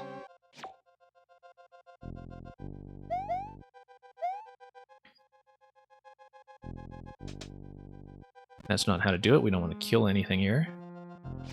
What we want to do is take this POW, jump up here, and then probably lay this down. Oh, here's an issue. that dropping the bone shell is always a pain, because you can't actually really drop it. However, POW block can be placed here, but POW block would be destroyed if you have a reactivation, so maybe not. What I'm currently trying to do, however, you actually don't need to put something on top of here. What you can do is place an object here to block the bomb. The POW would work for that. However, if you do that, then you can't actually jump back down here. You need to place an object over here. Bomb falls down, bomb gets blocked over here. Bomb doesn't walk over to this trap until the next set of activations. So, let's try this again. And, yeah, so let's do a couple of things in sequence. First of all, no activation of the on-off on the left yet until we've found a way to control the bomb location. The second activation of the on-off is going to be using the Fire Flower, which will require me to do object drops in the Fire Flower. So I don't want to block with the POW, actually, because I need to carry the POW in order to play with the Fire Flower over on the right side. Like, I don't think I can do pushing on the Fire Flower using the Bone Shell, because I can't really soft drop the Bone Shell without jumping. But if I'm correct, I should be able to... Yeah, that's got the same problem here too.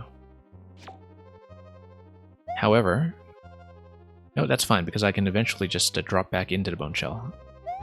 I'm not totally sure the Bone Shell is going to block the bomb. I think it should. Let's take a look and find out. Yes, it does. Okay, good.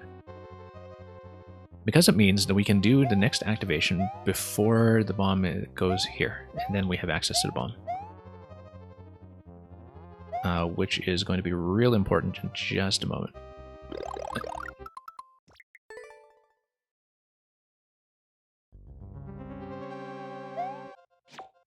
Okay.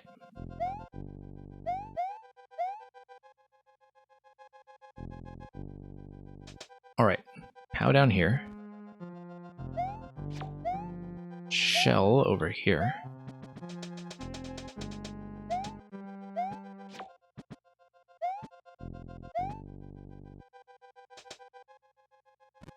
POW pushes the Fire Flower after we hit the on-off switch to drop the bomb.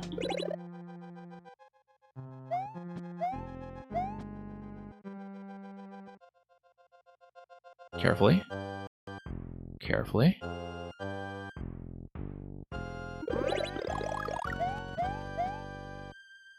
And, yeah, we just slide back over. That's fine, that's fine. Fire Flower hits this. We now have access to this guy. That's really important, because if we bounce this, then we have access to the bomb. Here's the issue.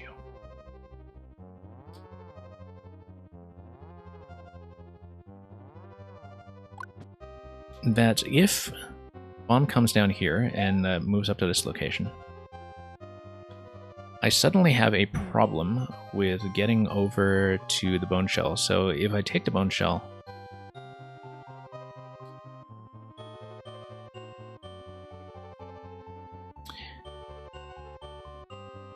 I was originally thinking of doing something like a Bone Shell hitting the POW from up top, because what that would do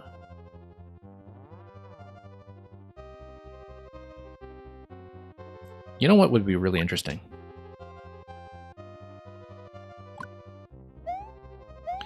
Is if you had the POW kind of sitting on top of a half tile here, so that it stays on the block. You have an activation, and then you have a Bone Shell drop here. If you can do it under the semi-solid, I don't know if you can. Like if you just do a tiny little jump. Yeah, that's enough room. Do a ground pound on top of the POW, like from this slot here. then you should be able to stay in shell form and fall through that way, and the POW is going to kill the Muncher. So I'm not as worried about that bone shell now, except I need to keep the bone shell. To do that, we need to do this. I need to outpace the bomb. I need to take damage, first of all. 2 points.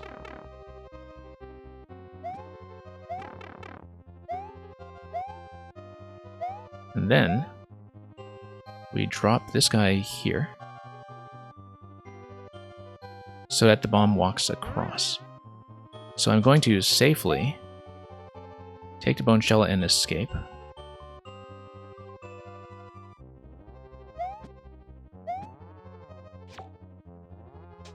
Donut block, come back, donut block. Nope.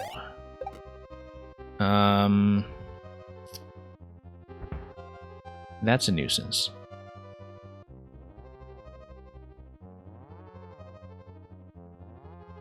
Okay, that's annoying. Grab this, come back over here.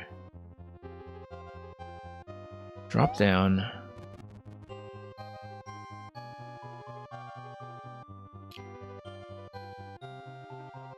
That is a little bit annoying, that I can't just do that. Felt like I was really close to the right answer. Particularly with the icicle restricting my movement here. I think maybe jumping on top here was the wrong idea. I needed to drop down here and go left right away, and just get here faster. Because that little bit of time where I took the bone shell and went over was perhaps enough of a delay that the donut block was unable to respawn. But then after that, we're going to try that half-tile idea with the bomb. We can in fact experiment with this a little bit just to see if that mechanic works before we overcommit to it.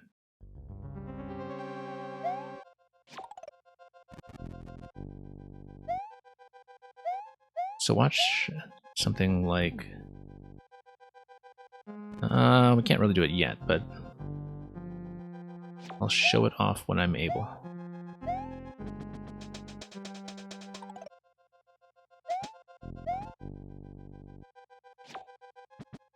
Yeah, because I need to jump up here quickly. And then hopefully donut block respawns in time before anything happens.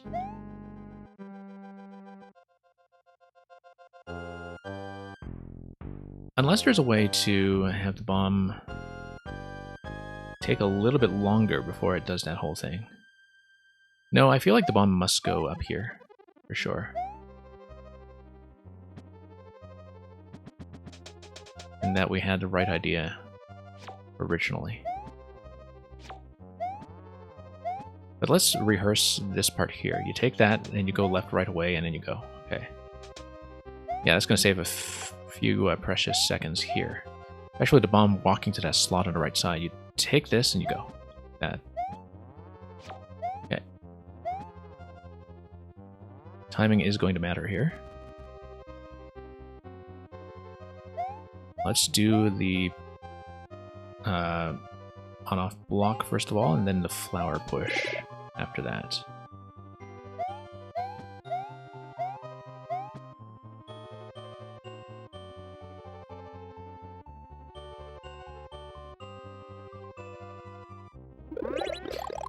And okay, that was unfortunate, but that's okay. It doesn't sabotage anything, to my knowledge.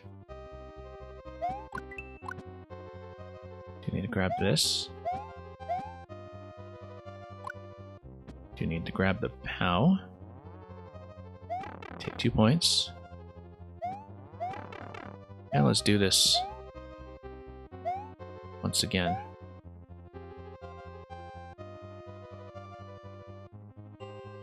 And yeah, spring's gonna go down here.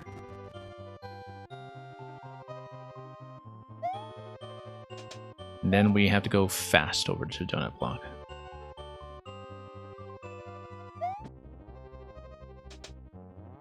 Okay, go. Donut block, donut block, donut block, go! No. Slow, slow, slow. Here's how we do it instead. I activate the donut block first, and then I loop back around. I don't really like that because it means I still have to time myself against the bombs pattern. So you take this, you go, then you go, whoops, not like that. And then wrap around before the donut block respawns, and you beat it on that first cycle. And I think that should work. Seems way too execution dependent. I really don't like it at all, but we'll rehearse that a bit and see if that is anywhere close to what I need. We can, in fact, test this idea right from the start, so... Come on. Yeah, grab this, out here, jump out. So let's test this. Take the donut block. Take... I keep bumping my head. Yeah, don't want to make that mistake late into the puzzle. We want to make sure we have a dry run of everything I need right now, just so we understand how things are going to go. We may as well rehearse the other thing too while we're here. So let's say we have a POW block that's just a tiny bit off to the side. No, we can't really try it here, fortunately. Unfortunately not. We'll come back here just a moment. Let's jump out, come back. So the idea is donut block first, shell second, and then drop through. Yes, and then that respawns in time for the bomb to get there. Okay, good. Made a bit of a stumble there. We really don't have any room for mistakes, though, when we do it that way. That is the only timing that's going to work. But it is going to successfully trap the bomb. Next, we take the POW. We push the flower. No, next. I mean, I forgot totally that we need to drop the shell first. Drop the shell. Get over here, punch the on-off switch, then we head over to the flower. Push all the way over. Yeah, might as well. Okay. Then we tap this, grab this, and then take damage.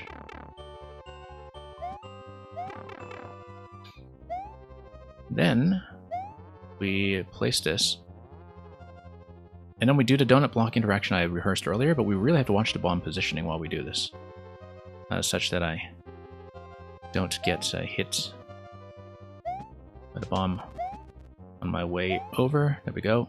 Perfect. Perfect. Then when we want to activate the bomb, we do so by hitting this block, and then we have a certain amount of time to act before everything else happens.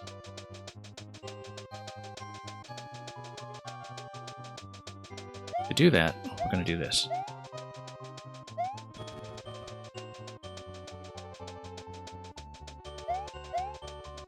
I'm going to go with this idea I had earlier, where we kind of put the POW halfway down. I said we put the POW halfway down.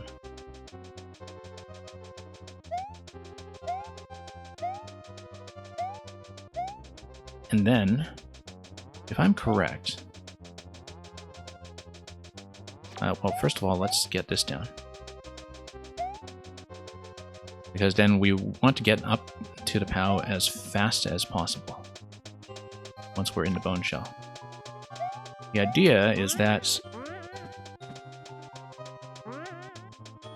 I want to get over here. No, that's too high a jump. Do a little tap and then ground pound after the bomb has activated. That's not going to be time sensitive, in fact. I think we should be okay. Oh, come on, let me go. Yeah, that should not be time sensitive, in fact. I think I should just be able to remotely activate the bomb and come back here and do this. Which is good, because I need to drop the shell somehow, now that we're trapped here.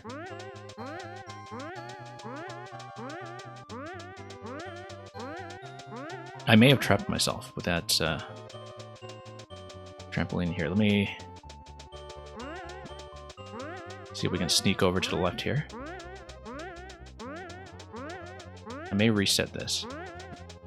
I can't actually sneak across. Well, you know, we can test this. No, when I hit the POW, I guess I don't actually take the shell form until I hit the surface here, so maybe that's not going to work. However, if I do have the shell and I hit the mushroom, I can use the bone shell to hit myself once like if I come down here with the bone shell intact, if I grab the mushroom, that's okay, because... no, actually I can't use the bone shell to hit myself because the bone shell doesn't deflect. Okay, never mind that then. We need to think about something else. So in that case, how do we get through the mushroom? The mushroom is still the issue.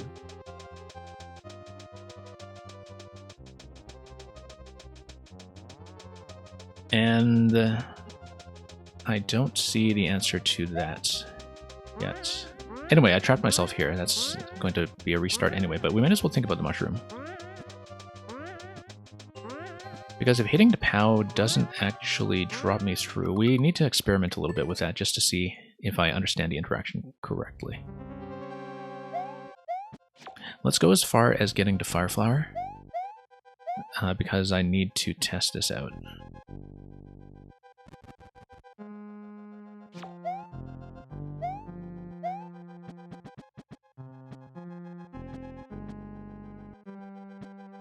Okay, over here,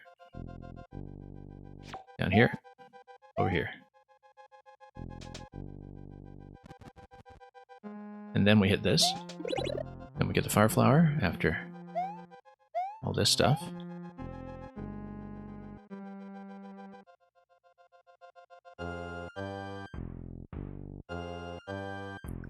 Yeah, it's possible I don't understand the finale here yet, in terms of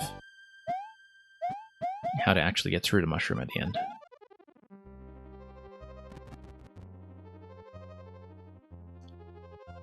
Because I feel like some kind of bone shell drop through it might be the right idea, it's just that I don't currently have that.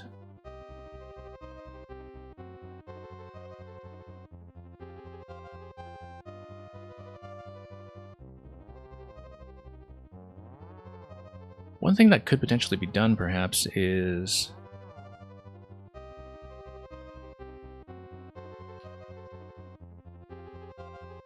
Well, I don't know about that. Let's see. Yeah, I don't think there's a way to actually hurt myself with the bone shell in the way that I want then. But we can try a few things.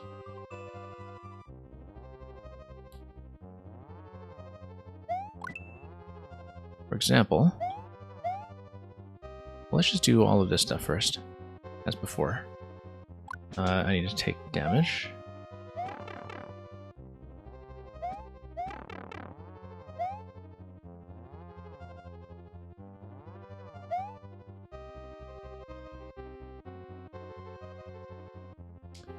Okay, go back over here, drop down, over, drop. Everything here is fine so far. The issue is getting through the mushroom itself. I wonder if Trampoline plus Bone Shell is actually able to interact with the mushroom even though it's on the track. I feel like it is unlikely, but at the same time, objects that are thrown up to tracks do tend to dislodge them, if I understand correctly, and so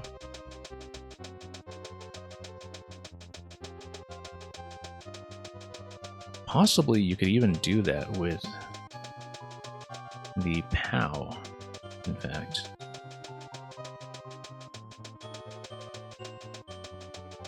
But the problem is that dislodging the mushroom probably isn't enough. You would still have some issues with that.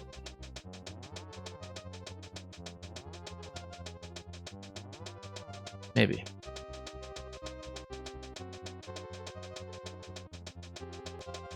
So the bomb can be activated. There has to be some reason why you would want the bomb to be remotely activated from over here. Like some maybe timing dependent reason. Oh, you know, I know exactly what it is. When the bomb blows up, you need to be in shell form right here. Shell form, and then the bomb blows up, and then you fall through. That's what it is.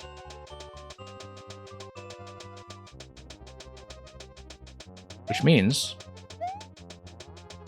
this idea may actually be okay. You need, however, the POW to not kill bomb. And I feel like the only way we could do that is while the bomb was in midair, I needed to fire it and kill the Muncher in that very narrow window that was available.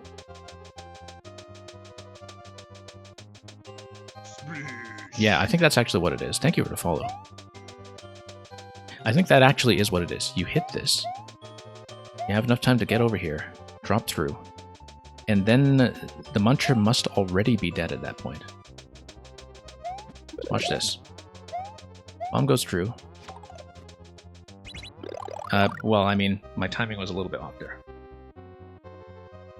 But the idea is that Bone Shell form would drop me through the mushroom, and then if the Muncher is already dead, then I am able to get through. So we must take advantage of the very narrow window when the bomb is in midair, and we strike with the POW when the bomb is going up. Oh, here's the problem, though. I don't know how I can do that when...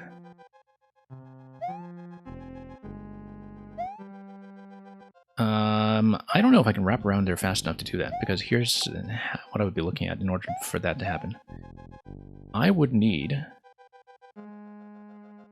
to drop down here with the bone shell. So the POW needs to be in this location, right here. I would need to do this whole wrap around with the bone shell where I grab the bone shell, come here, fall through, and I need to do that quickly enough that I beat the bomb to this location here. Otherwise, the bomb is not in midair at the right point.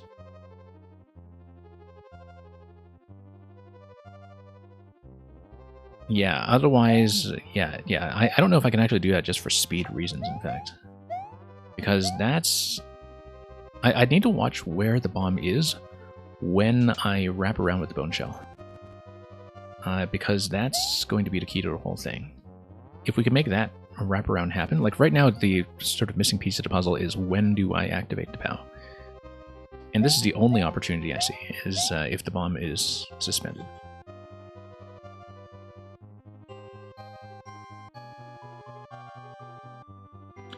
So we will think about that. And in the meantime, yeah, I'd want the bomb over here. The idea is like this.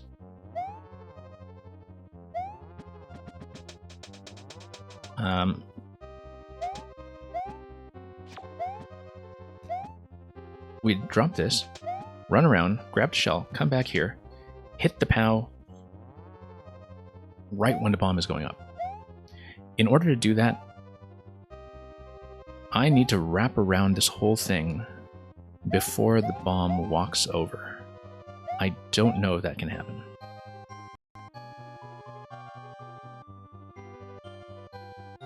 That seems extremely specific.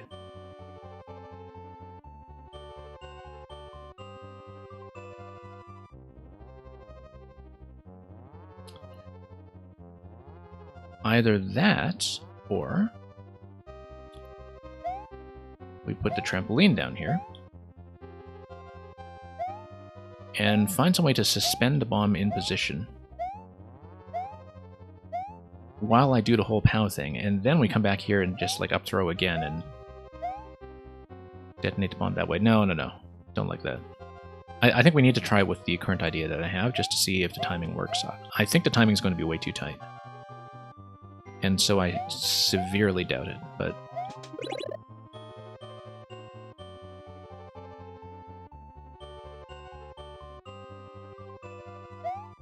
we'll go back and we'll try that.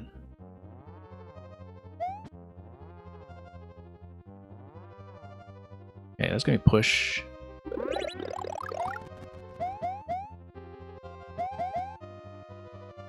And then, same idea as before.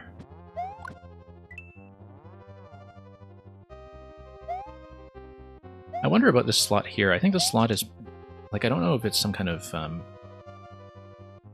cheese prevention where you can't just, for example, use items to obstruct the bomb. Like here, what this prevents you from doing is from keeping the bomb alive indefinitely without some kind of activation. I think that's its purpose.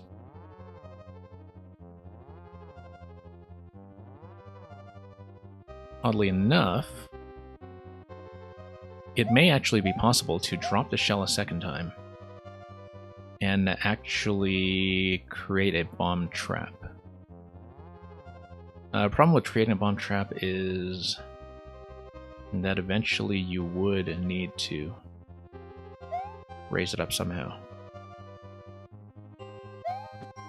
Anyway, let's do this.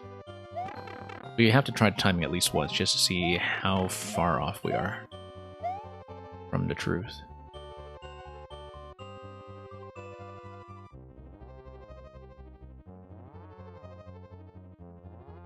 Because right now, bomb walks over. It's going to run into some issues here. We need to position the POW first. Say we position a POW here.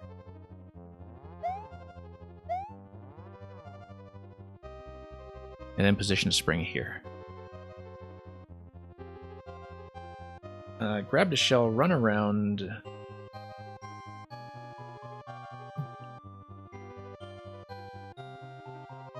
Possibly I need to do one more thing here, but let's check the timing. No way. Nope, too late. Okay, it works, but the bomb was walking left at the time I grabbed a shell, and so it got here just a little too quickly. But that actually will be a timing that works in the sense that I am able to get down to the POW in time. It is a very narrow window. Very, very narrow window. And we'll have to see if we can make something happen here.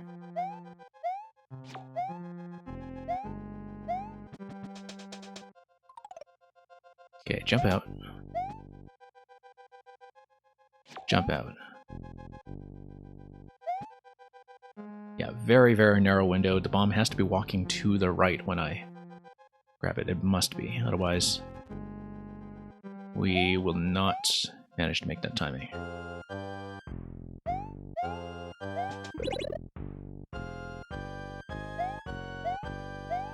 Okay, over here.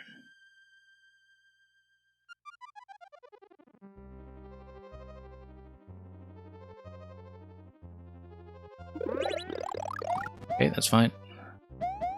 Now we go back. As before, POW in this location.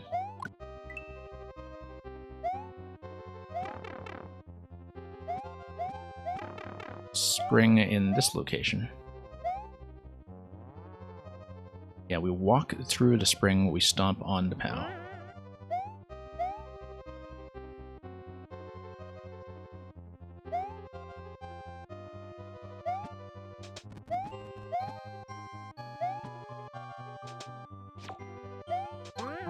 There we go. There we go. That does it. Now, here's the tricky thing. Is when the bomb ignites, I need to get into shell form.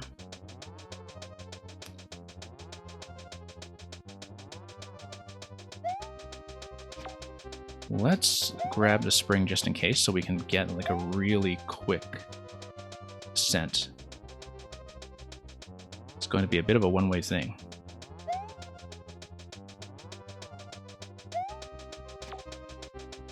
Light up the bomb.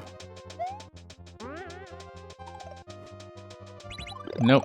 Okay, that's the right answer, though. That's the... Oh, the Muncher didn't die, though. Ooh, that's an issue. Muncher's too far off screen when I do that.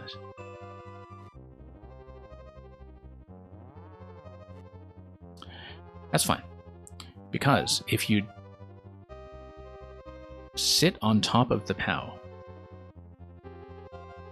you place the POW here first. You don't activate the POW in midair like that. You activate the bomb, and then the POW drops. You sit on top of the POW with the bone shell. That also gives you a bit better timing in terms of watching it drop, and then you drop through with bone shell and POW into this location. That's how you do it. So I'm pretty sure, yeah. There was some reason I ruled that out earlier in spite of actually having tried it. And I don't know why, but I think we do have it now. So you actually don't need to do that weird timing trick at all, in fact. I really don't think you do.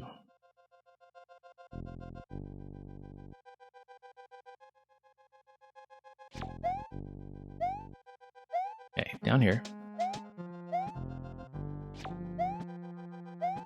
Down we go. Activate that.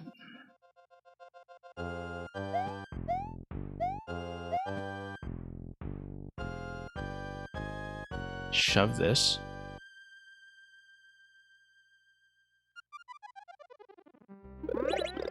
Grab that. Grab this.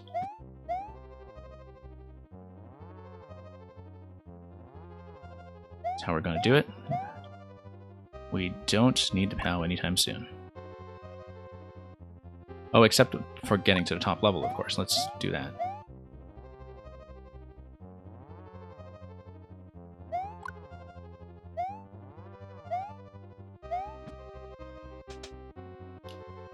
Take damage.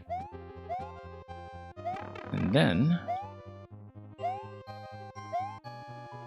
we do this whole drop sequence here.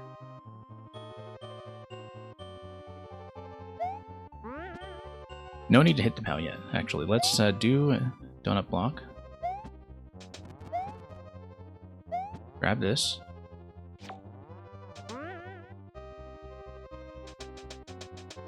Next thing we do now is we place the POW. Let's not do anything too reckless here in terms of spawning locations. Don't want to lose anything.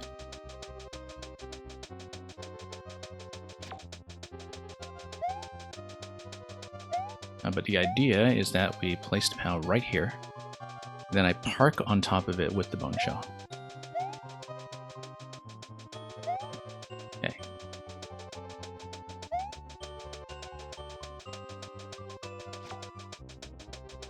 Moment of truth. We light up the bomb, we get on top of the POW, then we go invincible on top of the POW just as it drops. The timing is going to be a little bit difficult to see because I can't actually see. Yep, there we go. Then we activate Muncher and we're done.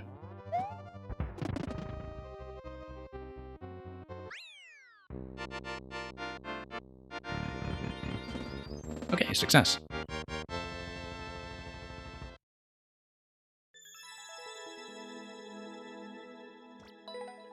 We're behind by a few seconds. I took a lot of time on certain things. I bet we can get world record. We probably can't beat it by very much. But I do know a whole sequence by now, and so...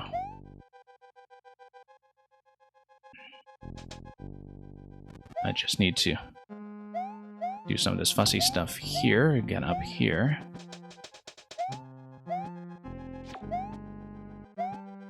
Then activate this guy. Do the push. Now, mistakes do happen when I'm playing in a bit of a rush.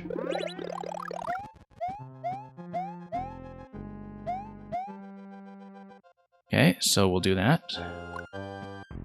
Fire that. Take damage twice.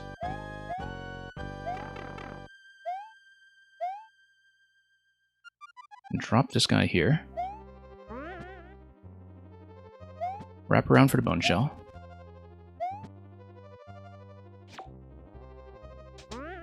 Okay. Grab this guy. Try not to kill the bone shell. Don't think we actually formally need the spring here, but let's be extra careful despite the fact that I'm trying to do this fast.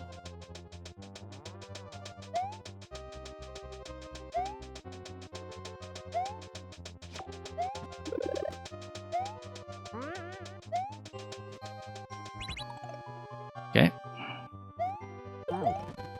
And that's it. That should easily be record. Obviously not optimal given some of the object manipulation in the middle. There are definitely much better ways to do it, but we will take that. World record.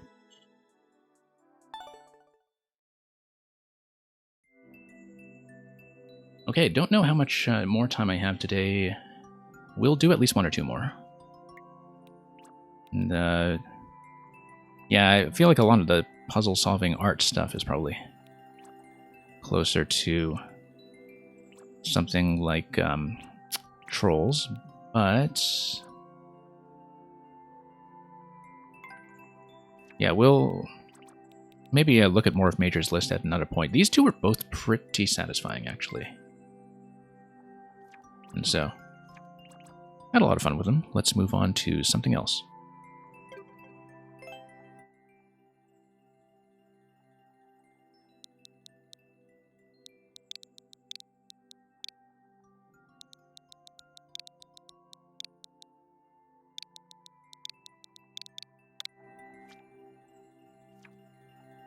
Okay, we usually do at least one of Grokowski's every time I do the puzzle stream.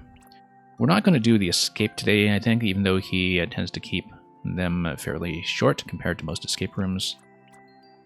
Queen's Questionable Quest was the troll level that we had actually tested a much earlier version of, so we'll do Hokey Pokey Masquerade instead. I believe this one is new to me. But it's party time. P-A-R-T. Why? Because I gotta.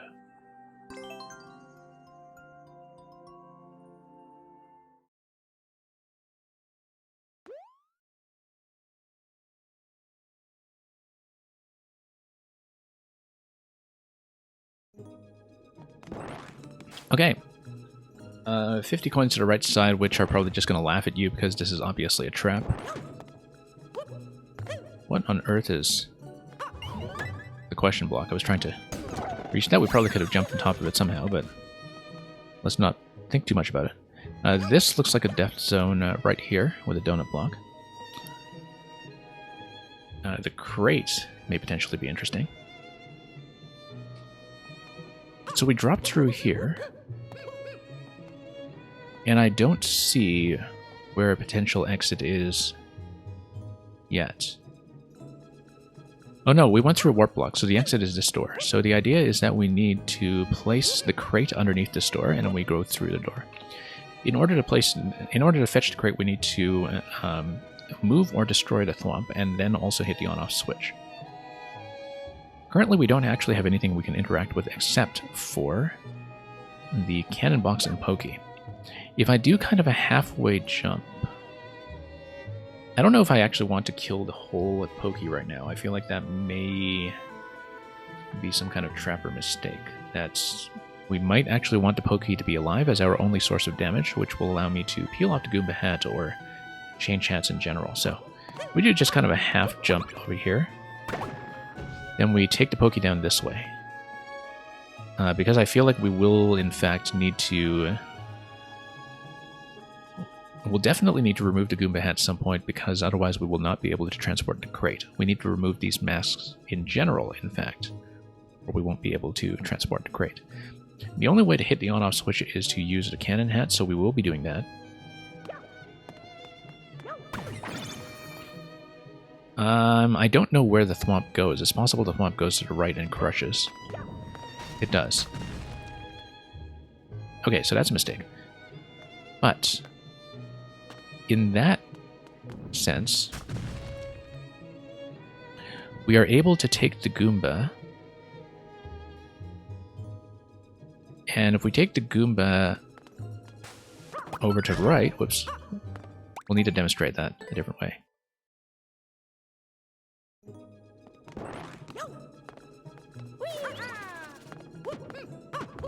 Can't quite ground pound in this location. There we go.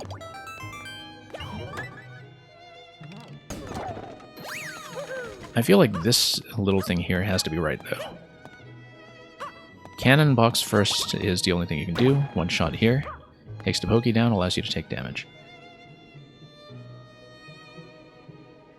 We want to move the Thwomp first, and then hit the on-off switch so that the Thwomp catches the crate. Let's charge up a shot. Then we grab the Goomba hat. No, that's okay. We can do Goomba hat last, in fact.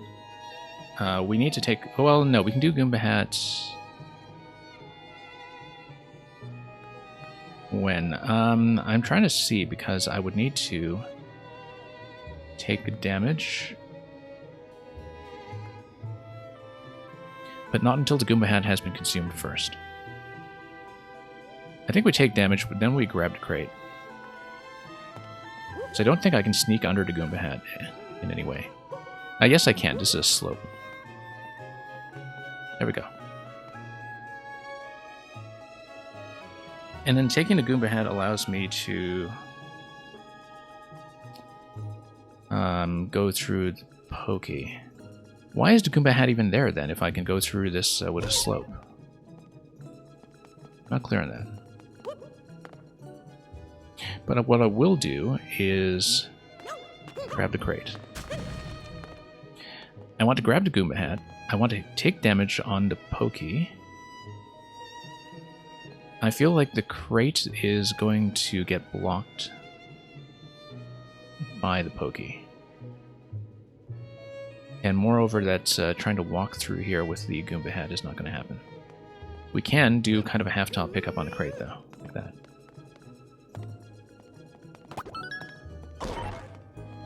What's the point of the Goomba hat, then? You don't need to do any of that. Unless there's a surprise on the other side that requires one of the hats. So... yeah, I guess the Pokies are wearing the hats. That's the... Wait, here, okay. Okay, pretty straightforward. One of the easier ones, actually. I feel like because of the ability to go up that slope under the Goomba hat, that interaction was not actually necessary. We could have just killed the Pokey in the first place. In fact, I might as well go through here to demonstrate that. I'm not going to do the 15-second run here, though, which seems to be something else entirely. Let me just see if we can demonstrate this. 15 seconds, wow. Well, I mean, you could just take this. Let's say we blow up the whole thing. We activate the Thwomp, fire a charge shot, drop the crate. Oh, I see. No, because you needed it to peel off the cannon box. Yeah, okay. That's understandable. Okay, we get it then. We know what that's for. So, that's the Hokey Pokey at Masquerade. That one was really quick. We might actually have time for perhaps one more. So, give me one moment here. I'm going to see if we have a code that seems fairly manageable.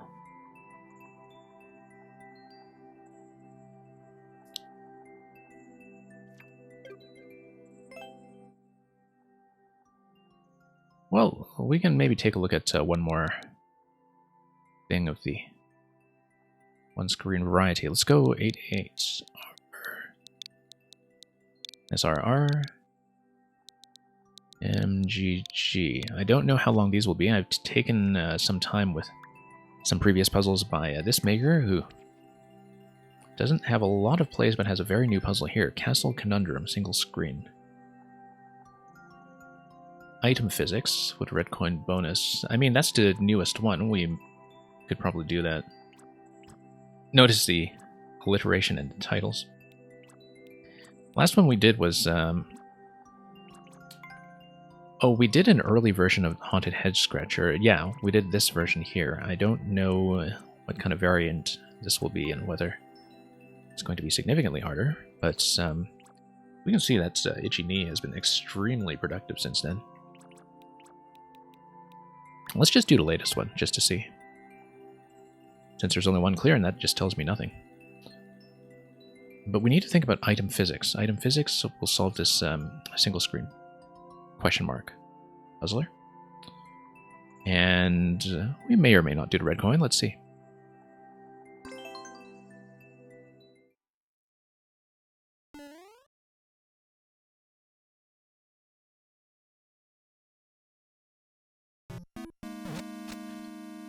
Okay, got something time sensitive down here with the bomb that's in a lower location. And the Goombas, 2 Goombas to stack in that location.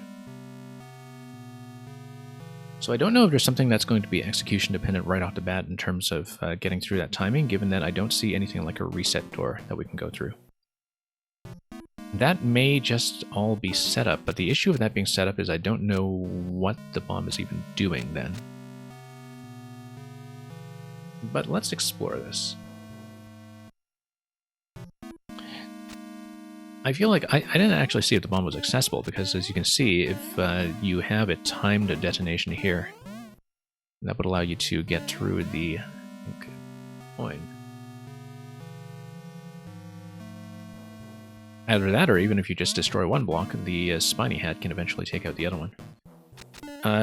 Notice that there is stuff that's built above the screen currently.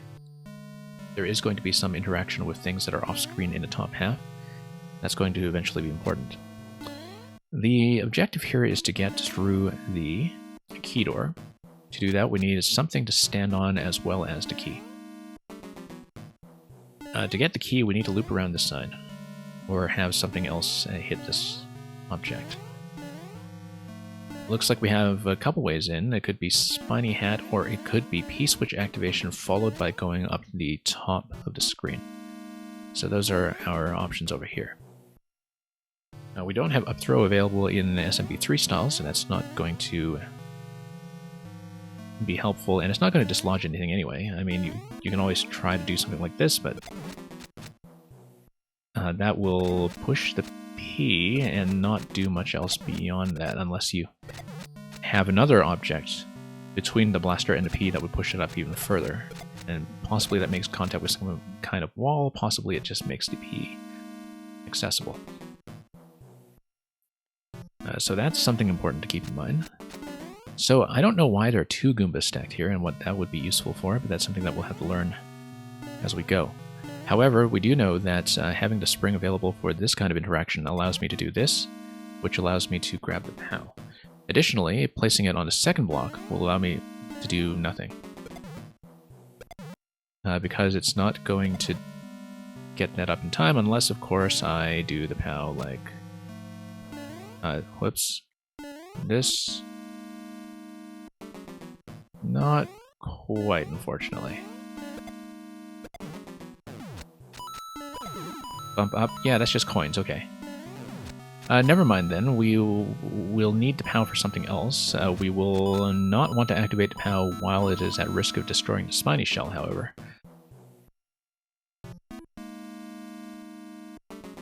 But we have a couple of things we can do. First is we need to think about what this block does. The POW is also going to be the likeliest candidate for the object that we have to stand on at the very end in order to get through the door. These guys, if I jump up and throw, I wonder... Yeah, that's going to bump into a block that's underneath, in fact, so that's not going to do anything for me. I think the Goombas are maybe just decorative here because they don't do anything. Unless...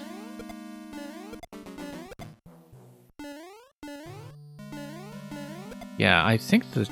I mean, the top part of the bumper must be clear because the Goombas were able to fall there in the first place.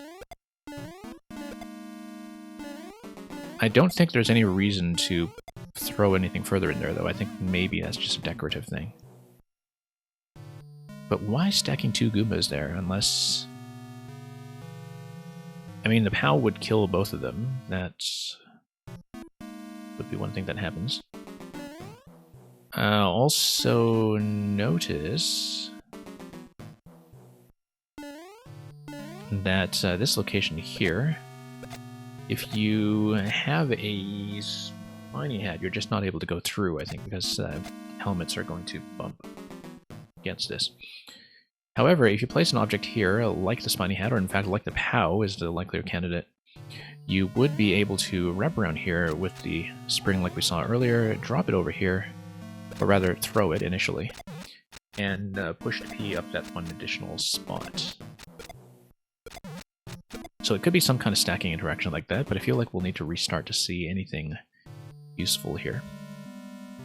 Like I said, objective should be either A, spiny hat through here, or B, some kind of drop. Like, I don't know what's on top of the P block in the top left. It could be that activating the P switch drops something here that creates an obstruction. Potentially it could also drop something like a bomb, for instance, that might give us something to work with. Or it could just drop something else entirely that walks down through this location. So we've scouted out pretty much all the interactions that are available right now, given that I locked myself off the POW. One more thing to do is to see what we can do when we get up to Donut Block up here. So yeah, you can see the top up here. So you can see the P currently does not go high enough to get on top of the cloud. However, if you have one additional bump from the POW block, raising the P by one additional slot, the P will wind up on top of the cloud. Once the P is on top of the cloud, then you are able to hit the P switch, drop down here, grab the key, and that gets you everything except the door. That's not hard, actually, because once that has been relaxed... main issue right now is I don't know how to use the spiny hat. I feel like the spiny hat is an optional objective that eventually gets you to the pink coin. Standard clear, however, should be pretty simple, that you have a POW block placed here. Once you remove the spring, you're able to grab the POW block again and relocate it over to the bottom right. Once you relocate it over to the bottom right, then maybe you have some things to work with. However, this doesn't do anything, okay. This traps you. Let's start over. So yeah, there's the bomb that walks over at the very beginning and opens that up. I think that's actually just to prevent you from going here fast enough to intercept the Goombas. The whole point of the bomb is to make sure the Goombas land in this location.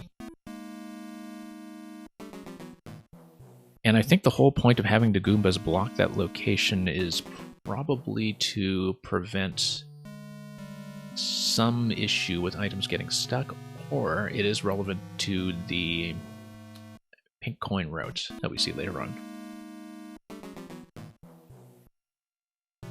So anyway, let's do the standard sequence of interactions. Standard sequence of interactions is in its original location. We use that to grab the POW. Yep, pretty simple. We'll just drop this somewhere convenient, and then we'll go back for the POW. This is somewhere convenient.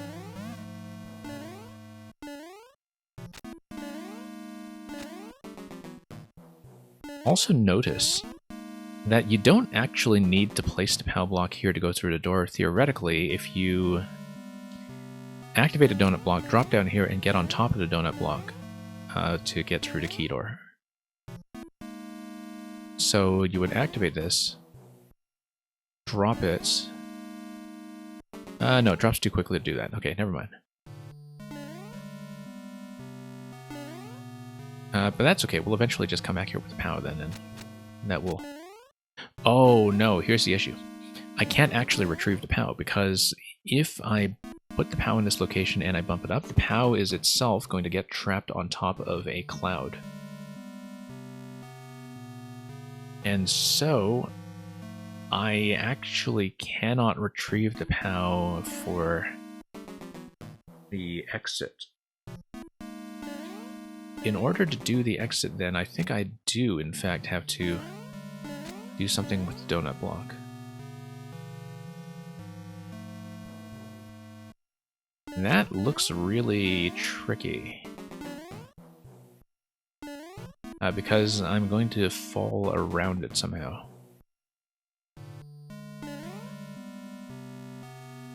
I need to think about this then. I may need to use a different object than the POW in order to raise the P. Because that is an issue right now.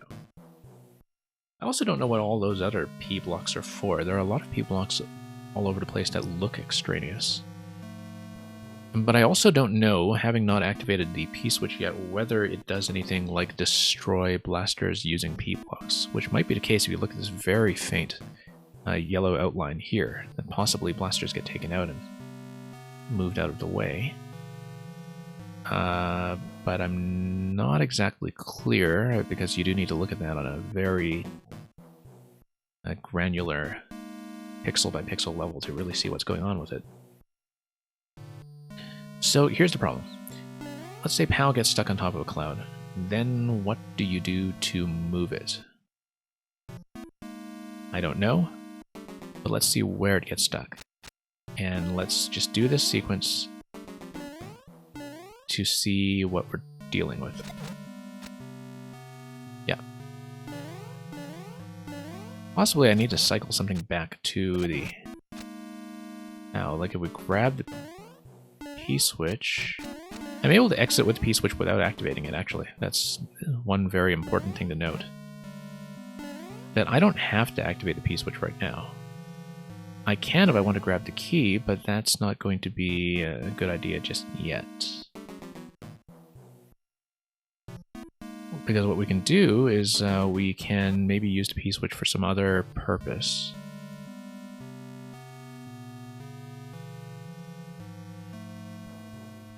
So for example, if we... I mean, we can technically cycle the POW all the way back up top, in fact.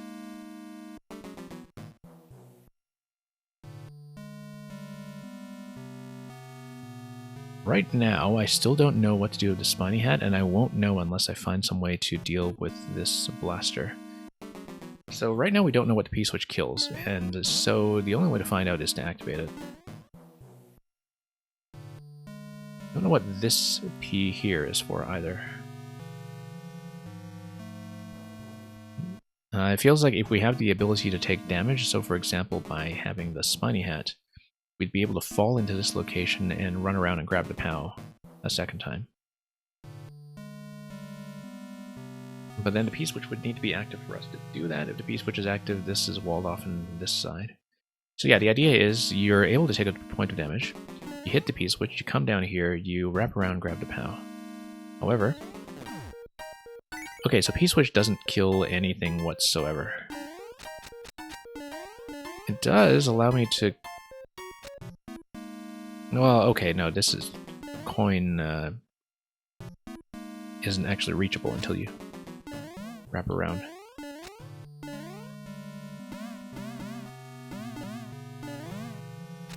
Okay, so now we have the problem that I described earlier then, which is... Can we do enough to raise the POW? I don't think we can, even with the P-switch in that location.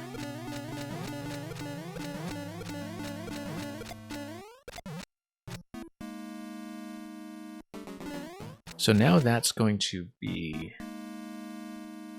the issue that we have. That I have Hedor, but probably not the means to get here quickly enough. Unless we can... No, it doesn't work like that, like it does with a P-switch.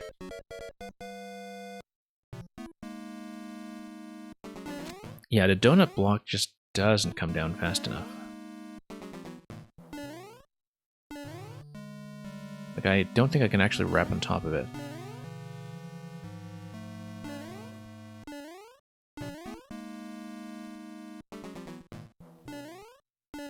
So we'll think about that because... Yeah, because this will bump me. Oddly enough, if you do have the spiny hat, you can bump this. Using the spiny hat, if you destroy this block, then you can fall gracefully on top of the donut block and you can get out. So the question right now is, how do we get the spiny hat? And we would need to think about it in a couple of different ways. Either we take out this blaster somehow,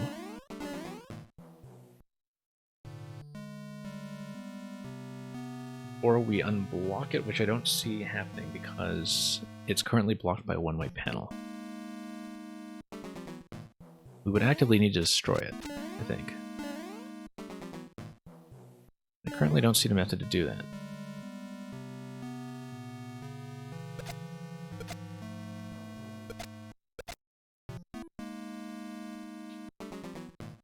It's possible that coming back down here with the P-switch was useful for something. That maybe using the P-switch for some different purpose before we activate it is able to get me much further. Also notice that it is possible to go there before the Goombas come down and possibly kill them. If we do that, I wonder if there is something entity-based that will affect. So notice this spot now is open. And that with the Goombas out of the way, main thing that seems to affect is one's ability to perhaps hit any of this with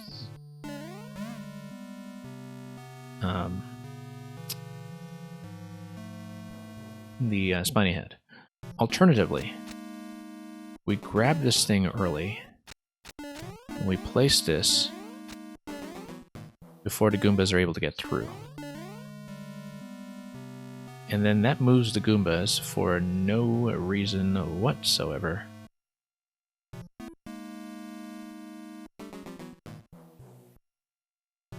Now, what conceivable reason would we have for trying to keep the Goombas alive? And not trapped in this location? Like, why would we want the Goombas to walk around? That is a conundrum. Because if you somehow manage to transport a Goomba into a different location, then it might... no, it wouldn't be able to push the blasters because it would just get crushed. It doesn't have the kind of collision priority to do that for you. It might have something to do with the Pincoin route. Very likely so, in fact.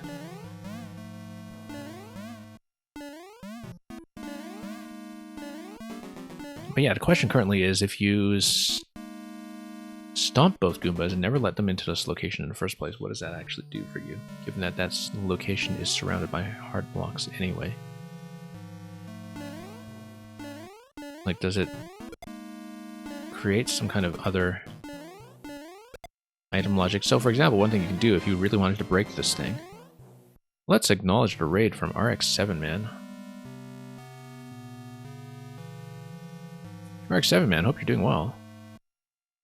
Having a bit of a quiet puzzle session here today. We've gotten a lot of solutions so far. I just started on this one not too long ago, but yeah, we had a couple of solutions earlier that were pretty nice, and so clearing everything so far today, I just am not that far with this one because I'm missing one really critical step. Did 4 troll levels, wow, okay. Very well done, given how long they can take sometimes. And yeah, welcome everybody who came in with the raid. Liquito and Spirit Wolf.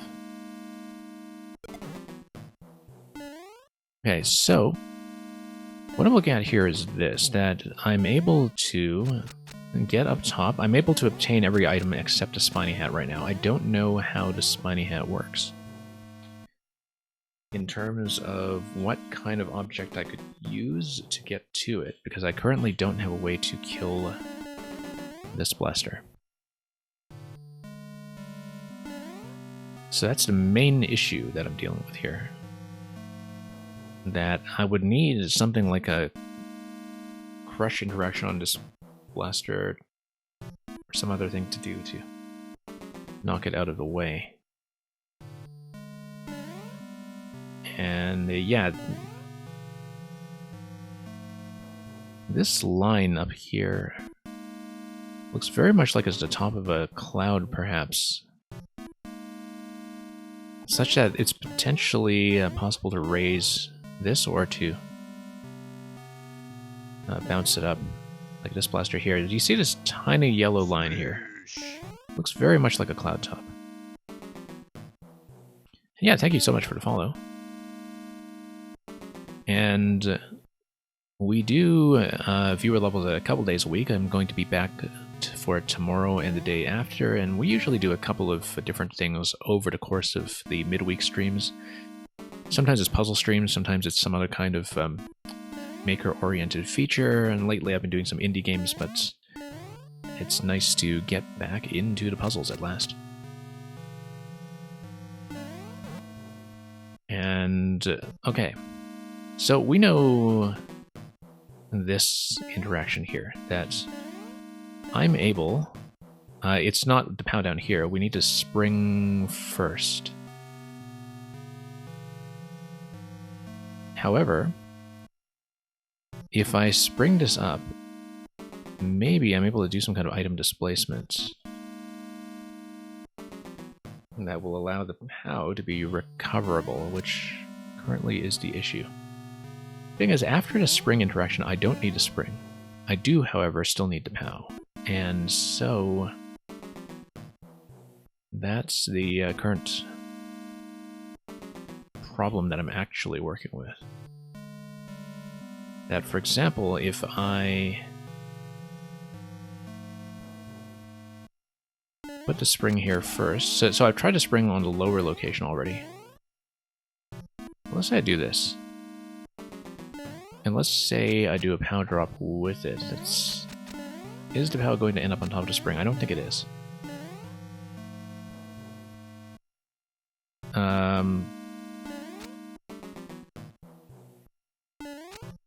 That has some potential, because it tells me that if I set the POW first, then I can actually drop the spring in that location rather than under the blaster, which creates some problems. Let's go POW first, rather than raising the blaster from below. I guess that doesn't quite work. No, because the POW takes collision priority. Okay. This is potentially interesting, though. That's something we should do, actually. Because that tells me how the POW is recoverable. That gives me exactly what I need to know, in fact. I have 86 seconds, this will be a timeout, but I would just want to show this off quickly. So, we know that that's going to be a bump. But we also know that the POW overlapping the spring is going to raise the spring, because that's how the object priority is actually calculated. And so we do a little bit of a hop here. Come on. No? It's working previously. Must be because I don't have that extra block to jump. No, it's the same thing as before. It's just should actually work. Probably because it doesn't have that extra space, in fact, to bump up a spot. If, however, we do this... No, hang on. We need to throw the spring first to do that, and then we can drop the POW down beside it. So let's say... Oh, whoops, not like that. Let's say we bump this. Grab the POW, shift to spring. Oh, one-way panel, that's what's going on. Yeah. Never mind. I didn't know about the one-way panel that's buried underneath. That's actually the issue. I didn't know that the one-way panel would work as a bit of a cheese check to prevent any such shenanigans. So let's time out. Or, whoops, let's rather reset at 1 second, just because we can.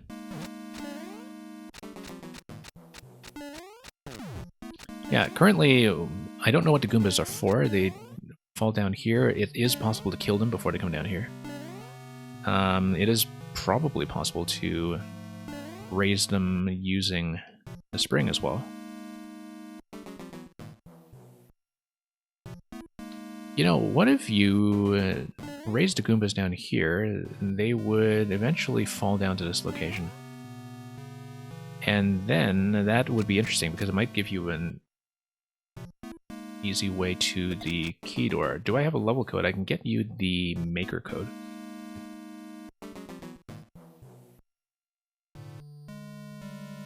So this is the maker code, and this is the most recent one. This is called Castle Conundrum. Yeah, this is a fellow whose puzzles I've played a little bit of in the past, and I just dug this up as the last selection. I played a couple of different makers today.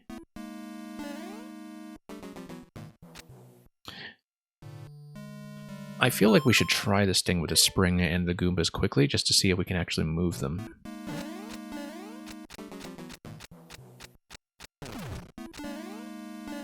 Not like that, obviously.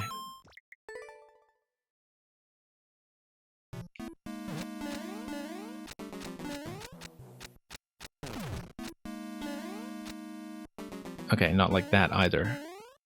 No, but they should be able to bump up against here and then bump back up. I just want to see if it works. Yeah, this is really new. This is from the last day, so I don't think Rakowski has played this, actually. I mean, I see him playing this stuff all the time, but not this one yet. I don't know if he knows this maker, but he knows more puzzle makers than I do. Like, he's much more in touch with that scene, so... As somebody who's a big puzzle builder himself.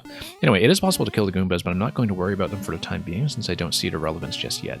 I feel like they are something optional to do with this spot over here, which you can do something with using the Spiny Hat. So I'll show you what my progress in this one is so far. I know that you can bump any of the blasters using a throw. I know that I'm able to go spring down here and POW up top to raise the P. The problem is, once I raise the P by doing something like this. So this would be approximately what I'd do if I just want to get the key. So I'd raise the P, come back down, and then I can drop this, move up top. So you can see what's going on here, that I can hit the P and I can get the key. The issue is that after I get the key, I don't have a way to get through the key door because the POW has not yet been recovered.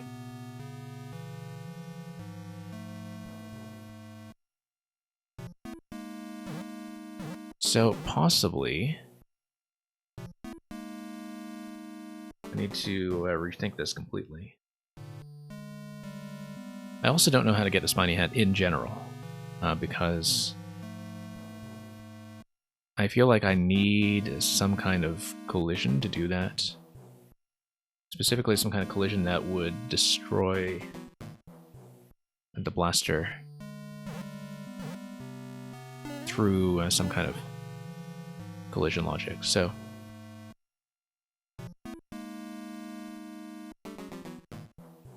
yeah, every hard block here makes me think of what to do with the Spiny Hat potentially, so we'll think about that.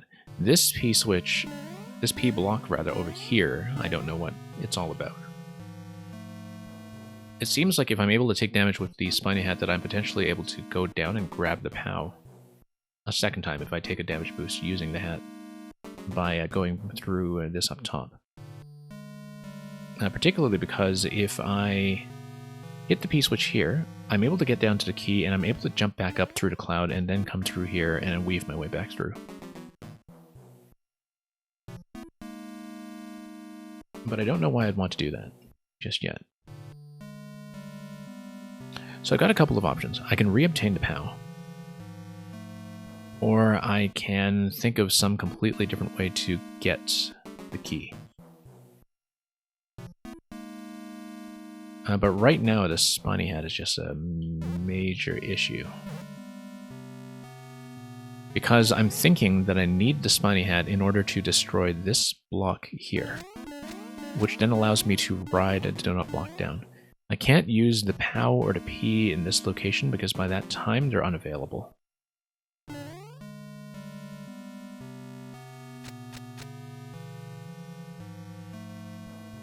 And well, let's see what else I can do here.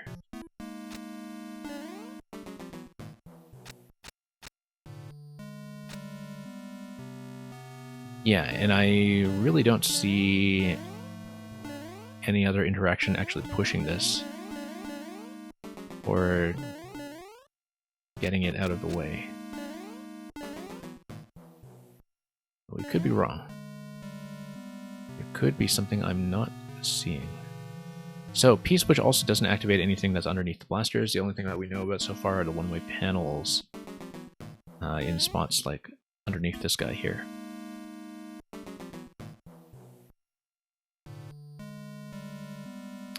Possibly we can do some kind of object priority thing here,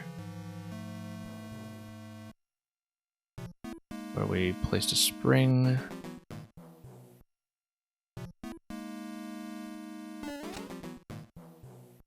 Not quite.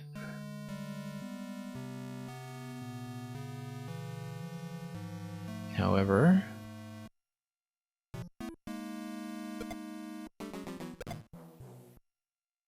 let's see here. Do a little hop and a drop. No, that's not going to have priority. It is supposed to be some kind of item physics puzzle, it says, which tells me that this item collision interaction is probably going to be relevant. It's going to be relevant somehow. So, for example, if we do the P over here, and then bump this, we're kind of back to where we started with the POW up top now. Having the POW up top might actually be useful. It is something mildly new. Also notice that this cloud here suggests that if you have the POW in this location, you would actually be able to take the spring up top if you have a bit of a half-tile drop here on a POW or anything like that.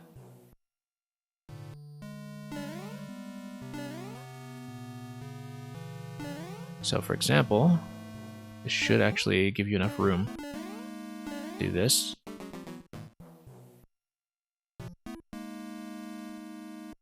And if you had, so it's possible to be up here using...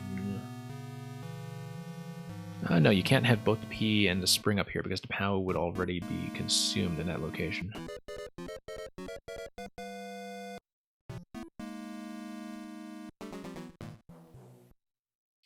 Might be some potential in this, though. Might be some potential in general using the spring and P combination or the spring and POW combination. Also notice that if you drop an item here in this P block slot, it's possible to destroy it. And if you destroy it, I don't know if anything relevant will happen. All the blasters are blocked, so you can't really do any kind of entity check with it.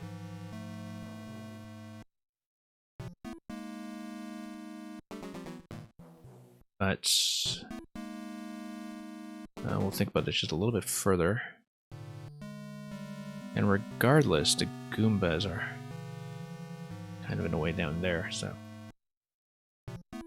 What you can potentially do is, well, okay, didn't mean to do that actually, but as you can see, you are able to place objects in the center, and we're going to have even more raids coming in here. Let's give a shout out to Wildebeest Plays, who's usually somebody who runs later than I do, and so it's usually something that goes the other way around. Yeah, we've just been having a bit of a quiet puzzle stream over here. I hope everybody coming in is okay. We solved a pretty good number earlier on. This is something brand new, I think, that I haven't actually managed to cover just yet, but welcome everybody, old and new, who has decided to drop by. And oh, Wildebeest Plays, you've suddenly been called into work and you had to end your stream. Okay, I was kind of wondering that you seemed to end unusually early. Thank you for the follow. Oh boy, cowboy. And SD is going all right. This is my first puzzle stream in quite a while, and so considering that it's been relatively successful given the circumstances, but this one has been a little bit of a sticking point. And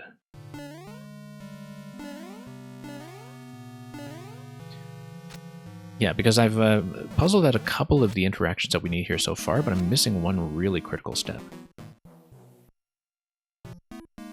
And there is also this optional objective of the pink coin that I don't know what to do with just yet, because right now we have no way to obtain the spiny hat. Unless there is some way that I can do like an object bounce or something, like something really obscure, to get the spiny hat to go up a block. It could be some other dislodging that has to happen here. Like, I feel like if we had some way to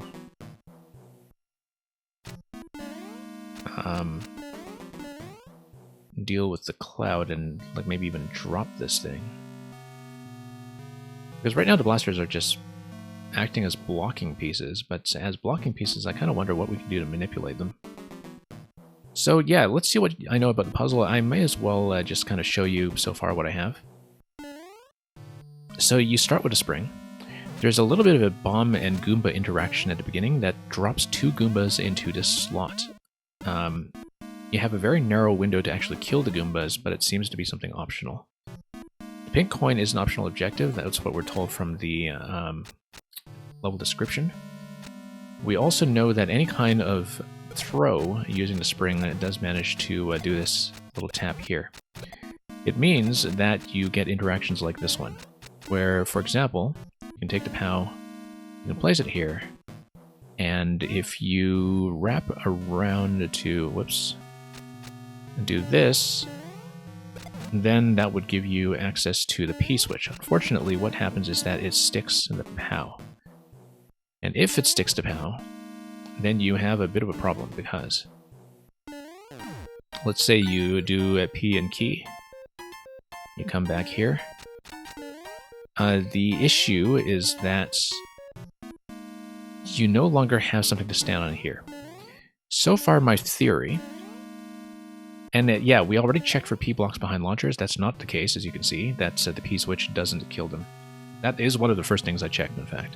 Particularly because this weird outline, very faint outline, that's right on top of this bottom launcher right here.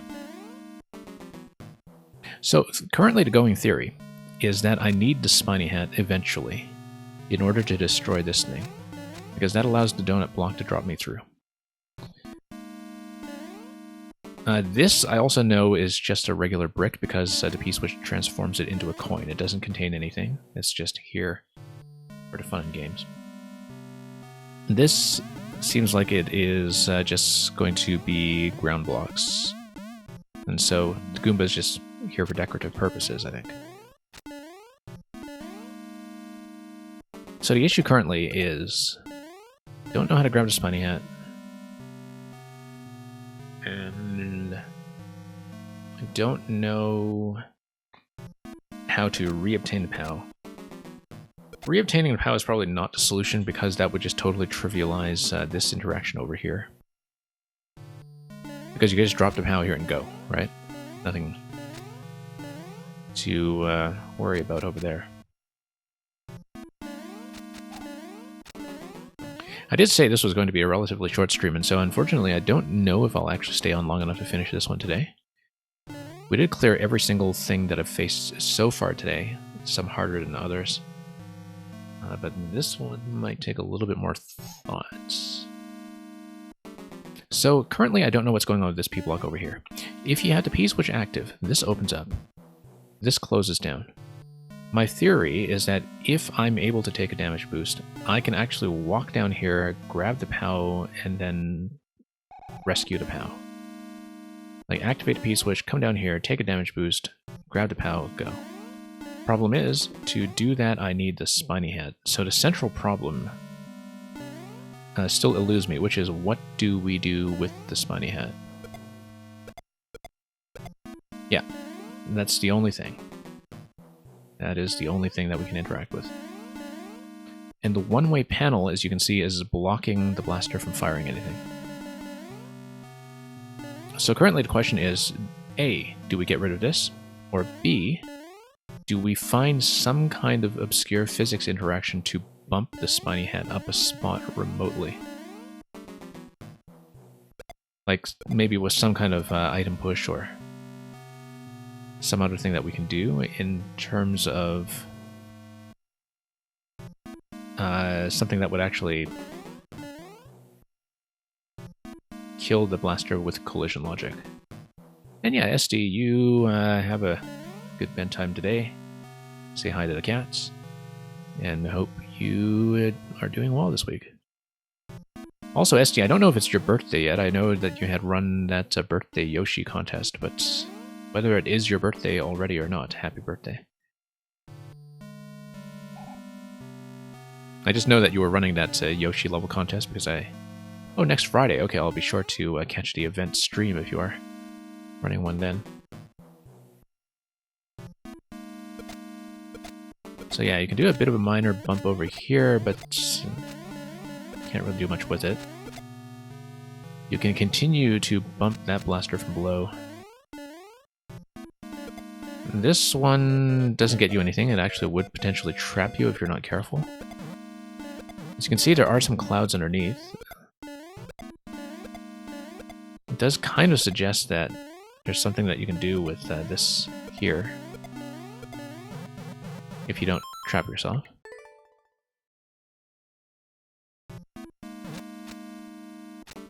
So the brick turns into a coin. Yes, it does, with the P-switch. The POW does drop the coin, but the thing is, if you activate the P-switch, at that point you've already lost access to the POW. And the only way I can see so far to activate a P-switch is by... Oh, you know what? There's one thing we haven't considered as an alternate method of activating the P-switch, which is to dump the POW on top first, on top of the P-switch, then bump the P-switch into it. Problem is, that doesn't actually get me to the key because I would be out of position when that happens. However, it does...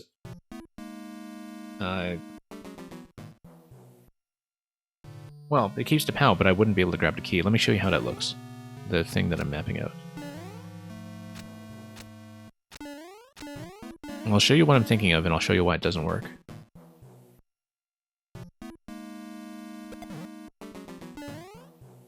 Yeah, because I agree with you. I think I know exactly what you're talking about and what's going to happen, that it's not actually going to work. Because there's a certain priority order when it comes to collisions in terms of which objects are able to run into each other. And which ones actually stop the other ones from going up any further. I always forget what it is despite doing lots of puzzles that actually use that concept.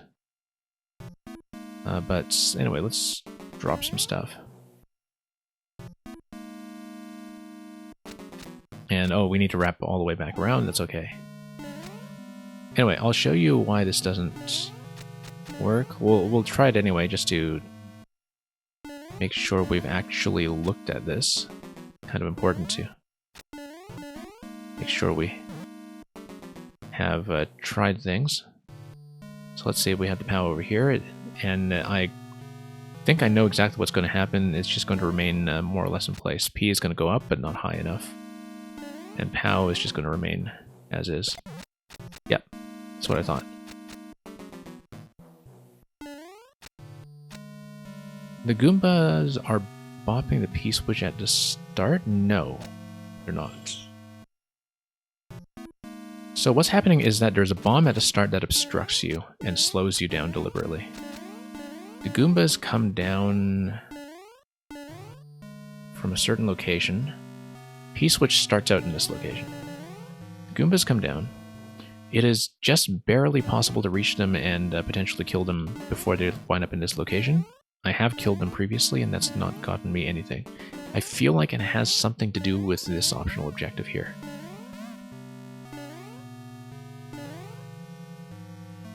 But as you can see, anyway, that's currently we have nothing to interact with here. One other thing that I had considered is that it is possible to go upstairs without the spring by just placing the POW in this location. At any given time, it is possible to go up.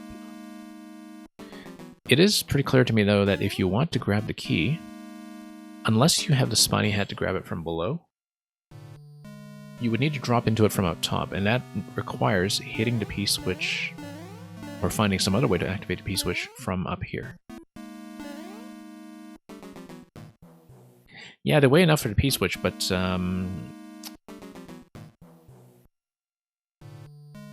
I can't get the P-switch until much later. I would need to trap the Goombas somewhere first, and then untrap them. And currently, I don't have a speedy way to do that, I don't think.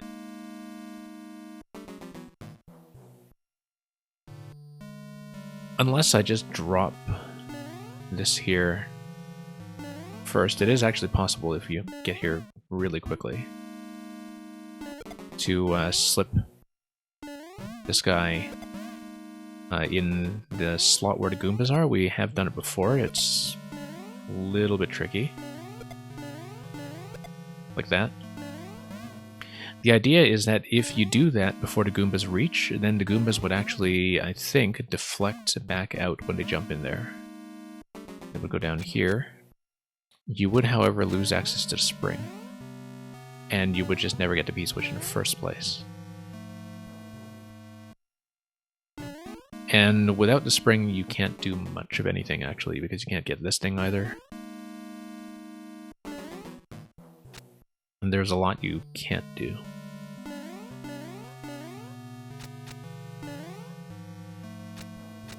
Also, the issue with what you were talking about with the coin drop from the brick, there's no reset door. You'll notice that there's no way to actually respawn into this location and reload it from scratch. And so something like a spawn block using a coin drop is not going to be the answer.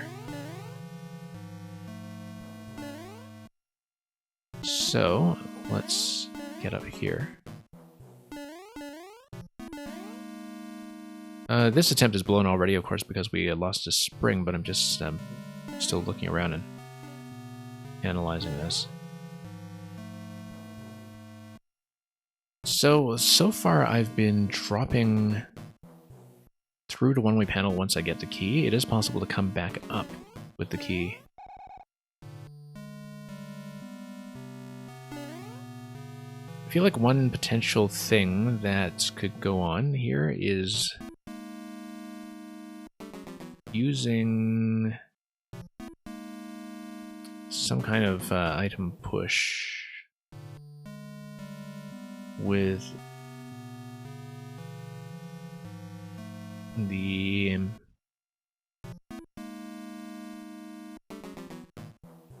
sort of spring and POW combination pushing me up to a certain location. I don't know.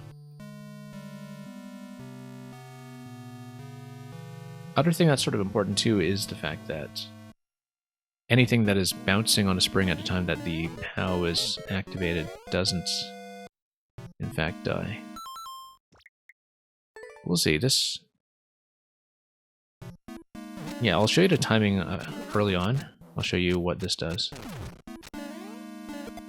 Not like that, obviously, but that's really execution specific, in fact. But as you can see, it is possible to kill both Goombas. I just don't know why I would want to do it. Whoops. Well, I mean, it's clearly possible. Not really possible to block them in time, though. If you wanted to trap them somehow, I don't think that works.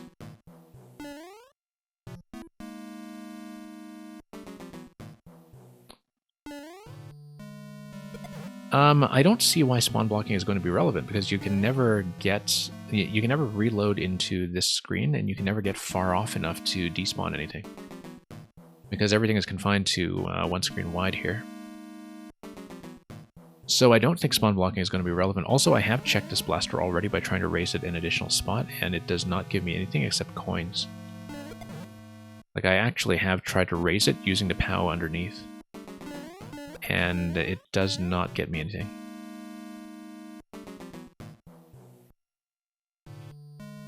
Unless there's some reason that I'd want to use the coin limit, but I don't see that being the case. Anyway, let's think about this some more.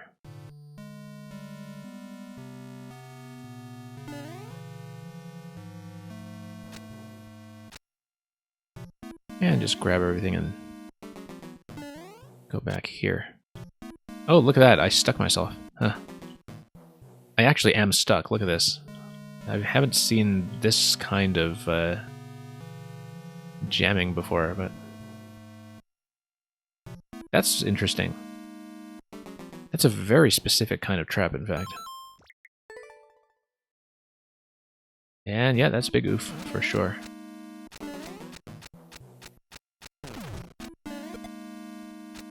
Yeah, they don't really fall on that location. I feel like if I maybe put this off to the side slightly, that would actually work, but or just threw it with a very specific timing. But like I said, I don't know what that will do, because like this blaster is still a massive pain. Unless there's a good way to bump it, but I don't think so. I think what's going to happen is... Oh, whoops. Let's grab the spring for the POW.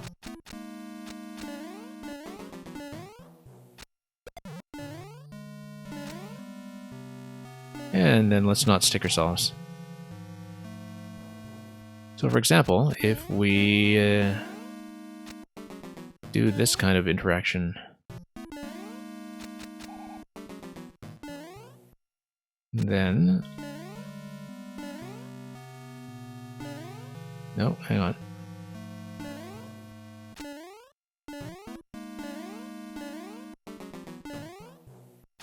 I mean, that's not going to do it, obviously, but...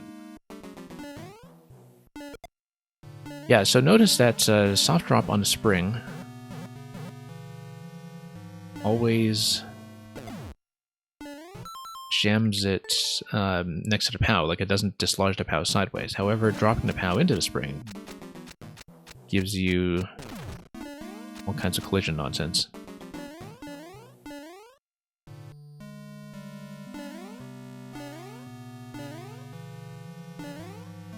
Anyway, let's go back to this one. Are there any object collisions that I haven't thought about yet that have some potential? Don't know if there are. Like, this double semi-solid here is rather suspicious. No, I think that that's just to get the initial position of the blaster set up. That's all it's doing.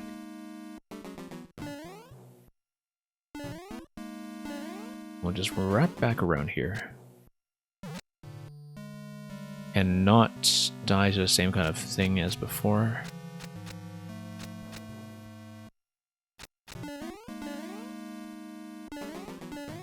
Like, is there some way to interact with that?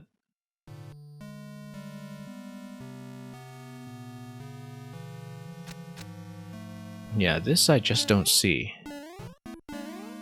Should be some way to destroy this. Thank you so much for the follow.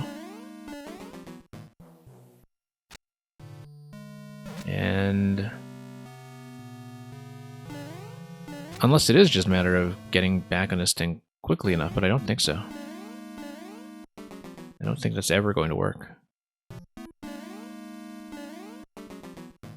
unless we have some way to remotely activate a donut, I don't think there is. What could happen is that you could maybe fall here and if you have something to stand on over here, then you might actually be able to get back onto the donut in time. But I don't think so. Yeah, I know, Thwomp is the only way to activate it remotely, like with the Thwomp spawning directly on top of it or smacking it. No, you can't stand on a spring to open a key door. You can do it with P-switch and you can do it with the POW. But I have tried that already. That it does automatically deflect you, and it takes priority over the key. No, the issue with the POW is that by the time you get the key, you lose access to the POW, unless we have some way around it. Currently, I don't see it. Because right now, the only way I can think of to actually raise the P-switch is to go POW over here and spring over here. Yeah, no, it's so worthwhile to wonder these things and ask about them. You should be asking questions like that. So there's a one-way panel underneath the blaster. That's why we can't do a 2-item stack underneath the blaster to brace it by an additional tile. Just doesn't work that way. Unfortunately. Nope, trapped myself again. Let's back out over here.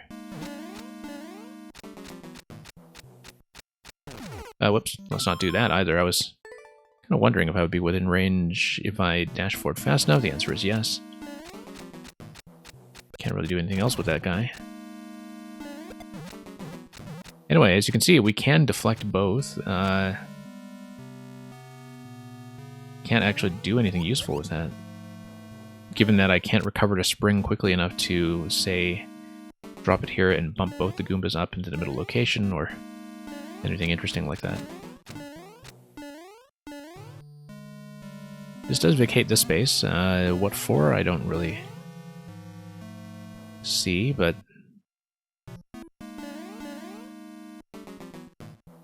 let's do the whole thing with grabbing the POW again. I think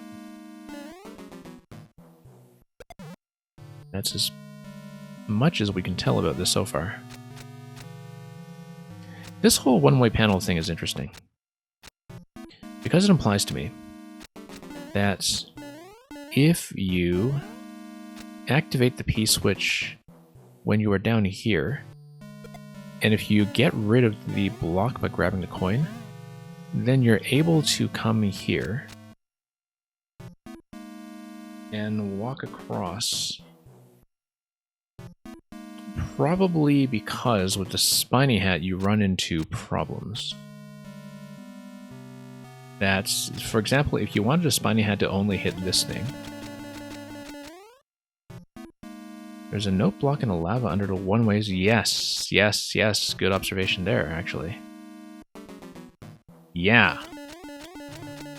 So P-switch, run over here. Very well spotted. Very well spotted. That's potential breakthrough. We don't need to kill this attempt just yet. Yeah, very nicely done. I had because I'd only just begun to look at, like, why would I conceivably want to run through here? Is it because of the Spiny Hat intersection with these guys? But I wonder what that does for me. Let's see what's in there. There's nothing else to do but checking it out.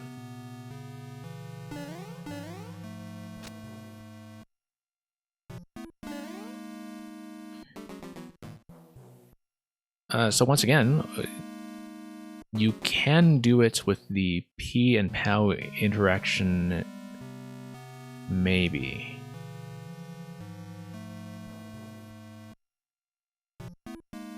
I don't know about that yet, because, yeah, so P-switch plus POW would just drop the coin for you. Otherwise, you would need to activate the P-switch down here in this corner, and that would... Well, I mean, if you eventually get to the Spiny Hat, you don't need to drop down from the top left to grab the key, right? Like, you only need to punch this thing here. And so we can just try activating the P from down here in this corner. I think coin drop with the POW is probably eventually going to be the right answer, but we don't have a way to explore that yet. So in the absence of that interaction, let's just go for jump block and see what we can do. Very well spotted. I don't know if I would have caught that.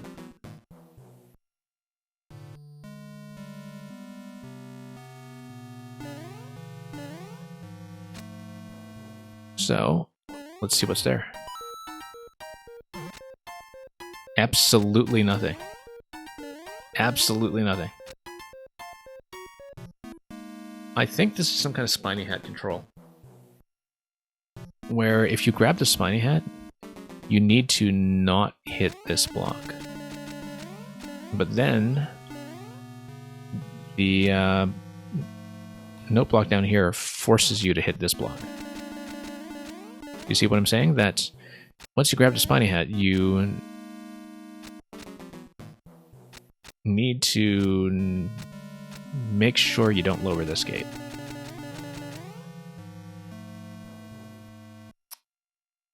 I don't see how that's useful then. That is such an obscure little thing, though. You would think that is definitely something, unless you need to place an item there. Like, if you need to do something to transport an item in this location eventually, then maybe. That is definitely not getting me anything yet, though. That's kind of unfortunate. Is there a hidden block by the second launcher to kill it? Not that I can see. I know what you're thinking. That's so for example, if you were doing something like an SMP1 Zelda level, you would just like tap this with a sword and it would probably break from a hidden block. You wouldn't want a hidden block in that location anyway, because that would just block you. But in terms of hitting anything down here, no, it does not go. It's also a cloud block underneath, as you can see. We didn't scout that out previously, and we did see that.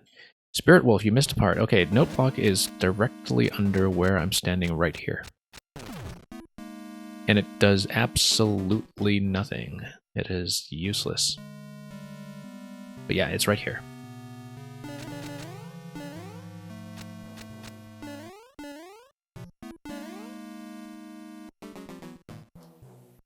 Okay. So we haven't actually progressed on this at all. One thing that I haven't considered is if we have a way to get in here after activating the P-switch and maybe throw another object over. But I don't think I can do that because I am not actually able to get up here without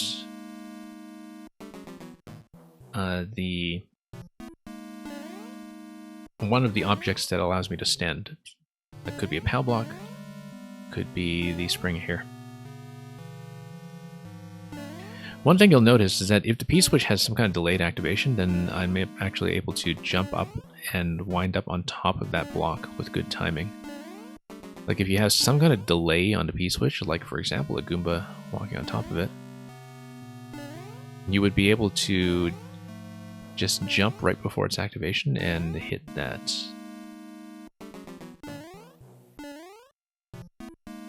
I don't see where that could happen though.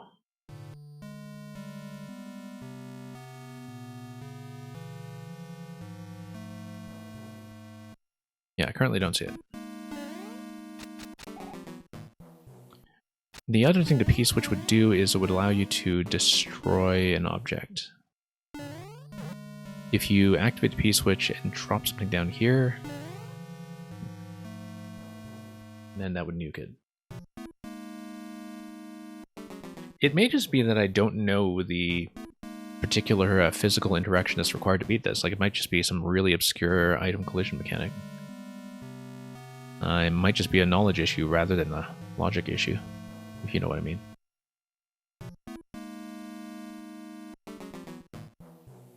Because right now I think, you know, the kind of idea that we have to get to the key is probably okay.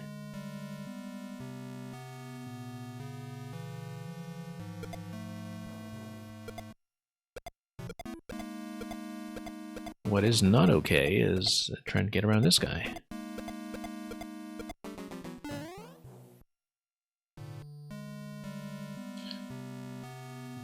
Why the Goomba never spawned? So, Ubiquitous Swedish Fish, the key coin is apparently a bonus objective.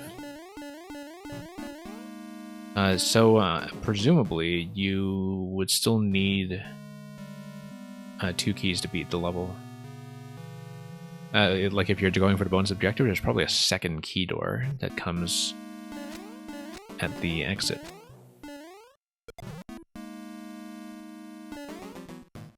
And, you know, I didn't even realize this was a question mark until you just pointed that out. It totally is, in fact.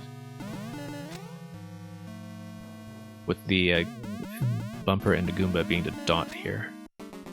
Oh, that's the purpose of the Goomba then. It's just to complete the question mark. Okay. Totally didn't realize that.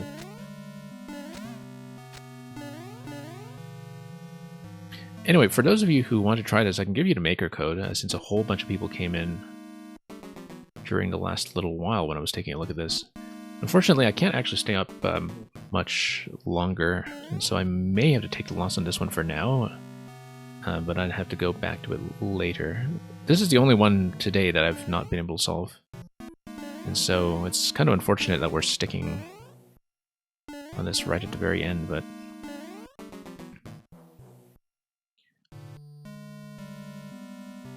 yeah, we'll see about that. So we can get the P-switch. We can't get the P-switch and the POW. That's the issue right now. And yeah, Spirit Wolf, it may just be that I'll just have to call it today. And it's too bad because all of you folks came in and came in late enough with raids that you haven't actually seen me solve one thing yet. Because everything got done earlier. That's okay. We'll figure out how to make something work here. So it really doesn't look like I'm able to catch Donut Block on the way down. I really don't think I can do it. Maybe if I fall really precisely. I mean, if I'm able to do it, then this level has already been solved. Because I know how to get the key, it's just that I get the key at the expense of losing the POW, and losing the POW causes way too many complications. Yeah, maybe if I just bounce on top of the donut block. I mean, to check this for sure, I'd need to get on top of the key. I feel like if I don't fall all the way down here, like if I fall a little bit differently, or on top of an object here, then I'd actually be able to get through. It does seem way too technical for a puzzle level. But from my previous experience with this maker, sometimes there is some very technical or obscure thing that ends up being required. So I don't actually know yet. I mean, the major obstacle right now is just I have no idea what to do with the spiny hat, and I've just gotten nowhere close to figuring that out. Like, I just have no idea how to access it.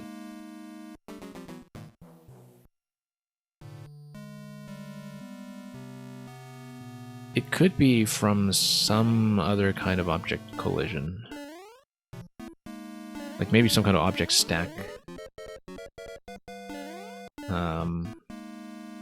But I don't see how, because it's just going to wind up on top of this cloud block either way. This looks like a spike that's on the right side here. Probably not relevant.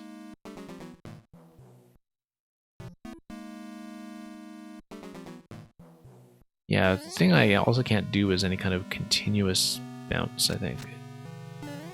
over here. It only bounces when you throw.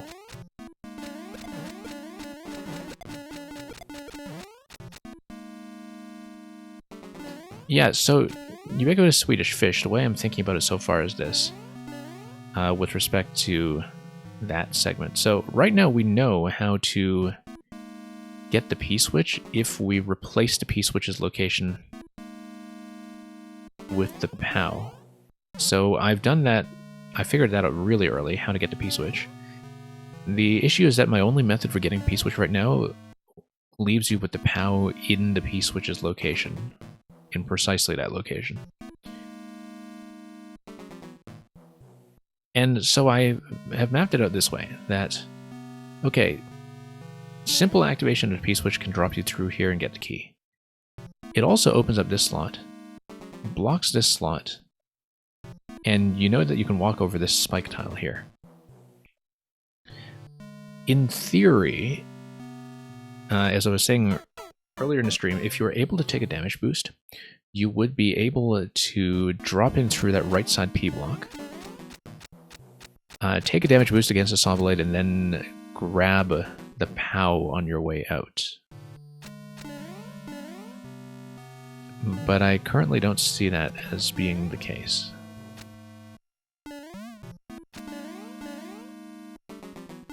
Like I was saying, this is a really new puzzle. So, like, the sequence that's the closest I've come to any kind of progression so far is right here. And yes, this note block over here, that's 2 tiles beneath where I'm standing. We have checked that already. That is nothing. It's just a forced bump up to this location. So yeah, that's how that interaction looks. I don't know what else to do with it right now.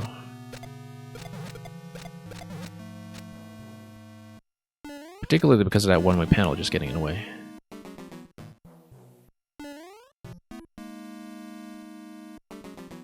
So I know how to do this.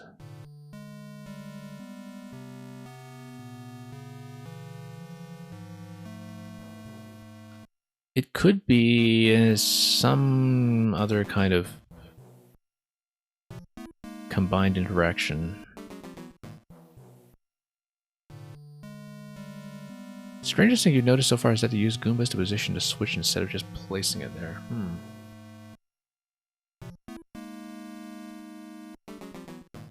To position the switch? Oh, the P-switch, yeah. Oh, yeah, I see what you mean. I see what you mean. That is interesting.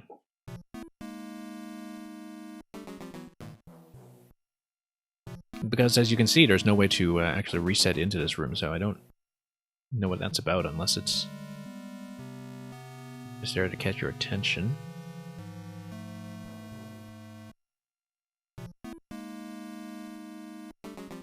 So P-switch can be activated here. I can fall through the bottom or come back up top through the clouds for no reason whatsoever.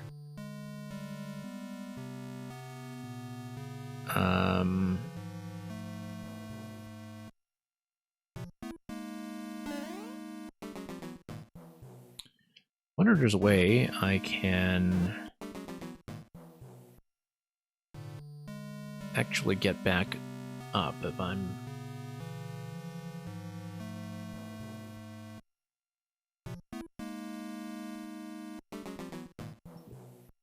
Let's see here. Jump up. Yeah, and once again, I know how to trade the P with the POW once again. Like, if I want to swap them again, then I just do the same thing as I did earlier, except in the different order, where I slip the P in between the blaster and the POW, and then I bump everything from the bottom stack. I don't think I can get through the door with the donut block. I've tried it a few times, and I think there's a very clear implication that you have to bump this. Or stand on something. With a spring? I mean, we can try it. I don't think so. I've tried it a few times, and it doesn't seem to work. We can try it again, of course, but... No, I'm pretty sure it doesn't. I'm pretty sure the spring does always take priority. I've seen a couple of door checks built that way, in fact. particularly in some things like trolls. We may have to leave it to a second session. Like, I mean, I am getting back into doing more puzzle streams, so we might be back with this soon enough after I've had a moment to just think about it a little further. Yeah, hit the P-switch, come down here, grab the key.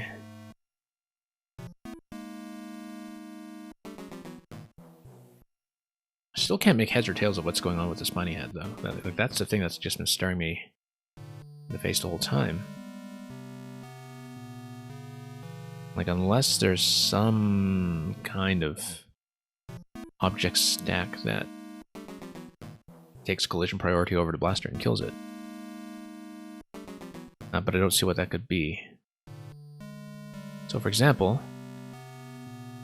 you know, if you decide to just up throw this, doesn't actually get you anything.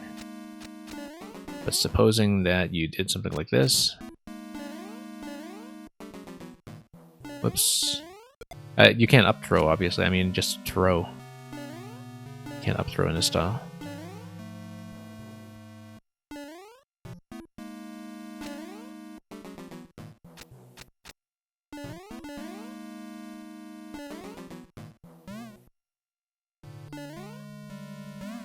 Whoops.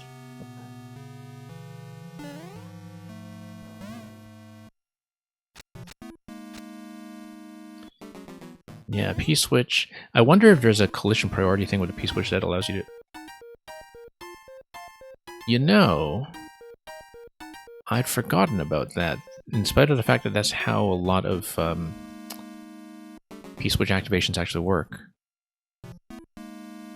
That has some interesting potential, perhaps. Like, the fact that blasters always take priority over P-switches. That might be interesting.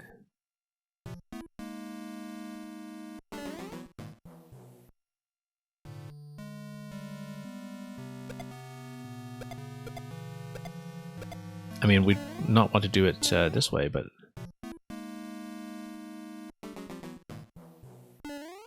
Like, if there's a way to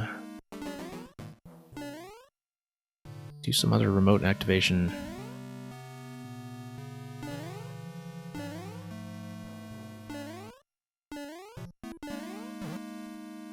Yeah, I mean, we lost a P already, so this attempt is kind of shot, but...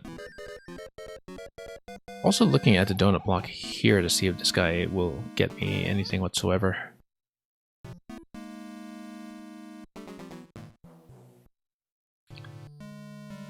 Like if maybe you can do some kind of other object drop with it.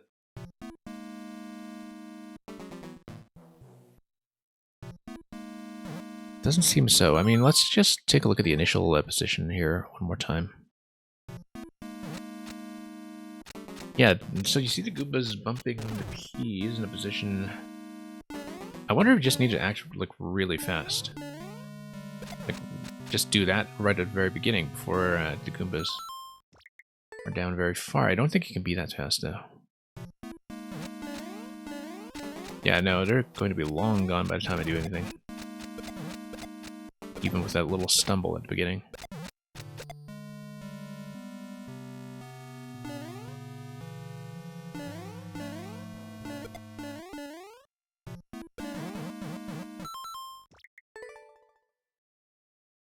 Alright, like I said, I do have to probably cut off before I solve this one.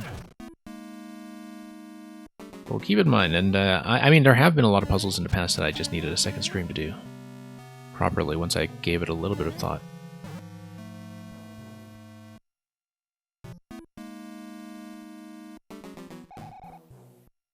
But I just haven't seen anything new in this level for a long time, apart from understanding that we scouted this block here and that it was nothing. So...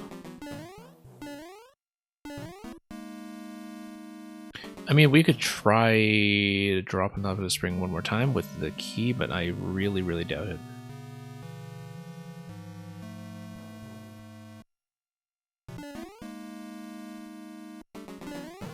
was the thing earlier that I said was really interesting. There's some interaction that seemed to work out well. Let's take a look at the current clear on this, actually. 2-minute 58 clear, 3-minute 31 clear check time. There's certainly a long series of interactions here. Notice that there's more that's built into this as well, that there's a second screen. That may just be a bonus room, but it has a bunch of circular tracks in it. Looks like there is a bit of a screen boundary past the puzzle here, such that... Oh, it's probably just because of the pink coin bonus route for the... presumably the second key door, so... Who has actually played this? Not very many people so far. I think some of the other puzzle streamers haven't actually managed to take a look at this yet.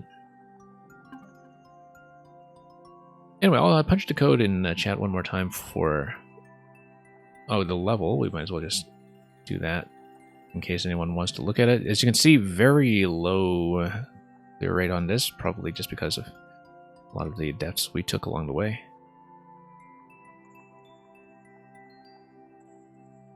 But in the meantime, I do have to call it. I said I'd run a short stream, and this ran for way too long anyway. And we will go back to this, and possibly to some of the other ones at some point. So thank you once again for all the new follows and anybody who came in with raids earlier. We are going to be doing viewer levels almost certainly tomorrow and the day after in the same time slot. And hopefully resuming puzzles, if not necessarily this one, depending on whether I have a breakthrough in a couple of days. Sometime in one of the midweek streams next week. We usually do the Tuesday morning stream, EU time, and devote that to puzzles instead. So it might be something like that, it might be something else. The details are in the Discord, so... In the meantime, we will pass you on to somebody completely different. I guess it won't be Wildebeest today, given that he had to end early and pass you folks over here instead. And those of you who came in late, yeah, sorry we couldn't show you any clears today. You missed all the good stuff earlier, but that's going to be in the VOD if you want to check out some of that. So, thank you so much for coming by. Thanks for watching. And have a good morning, or eventually good afternoon, wherever you are. And fare thee well.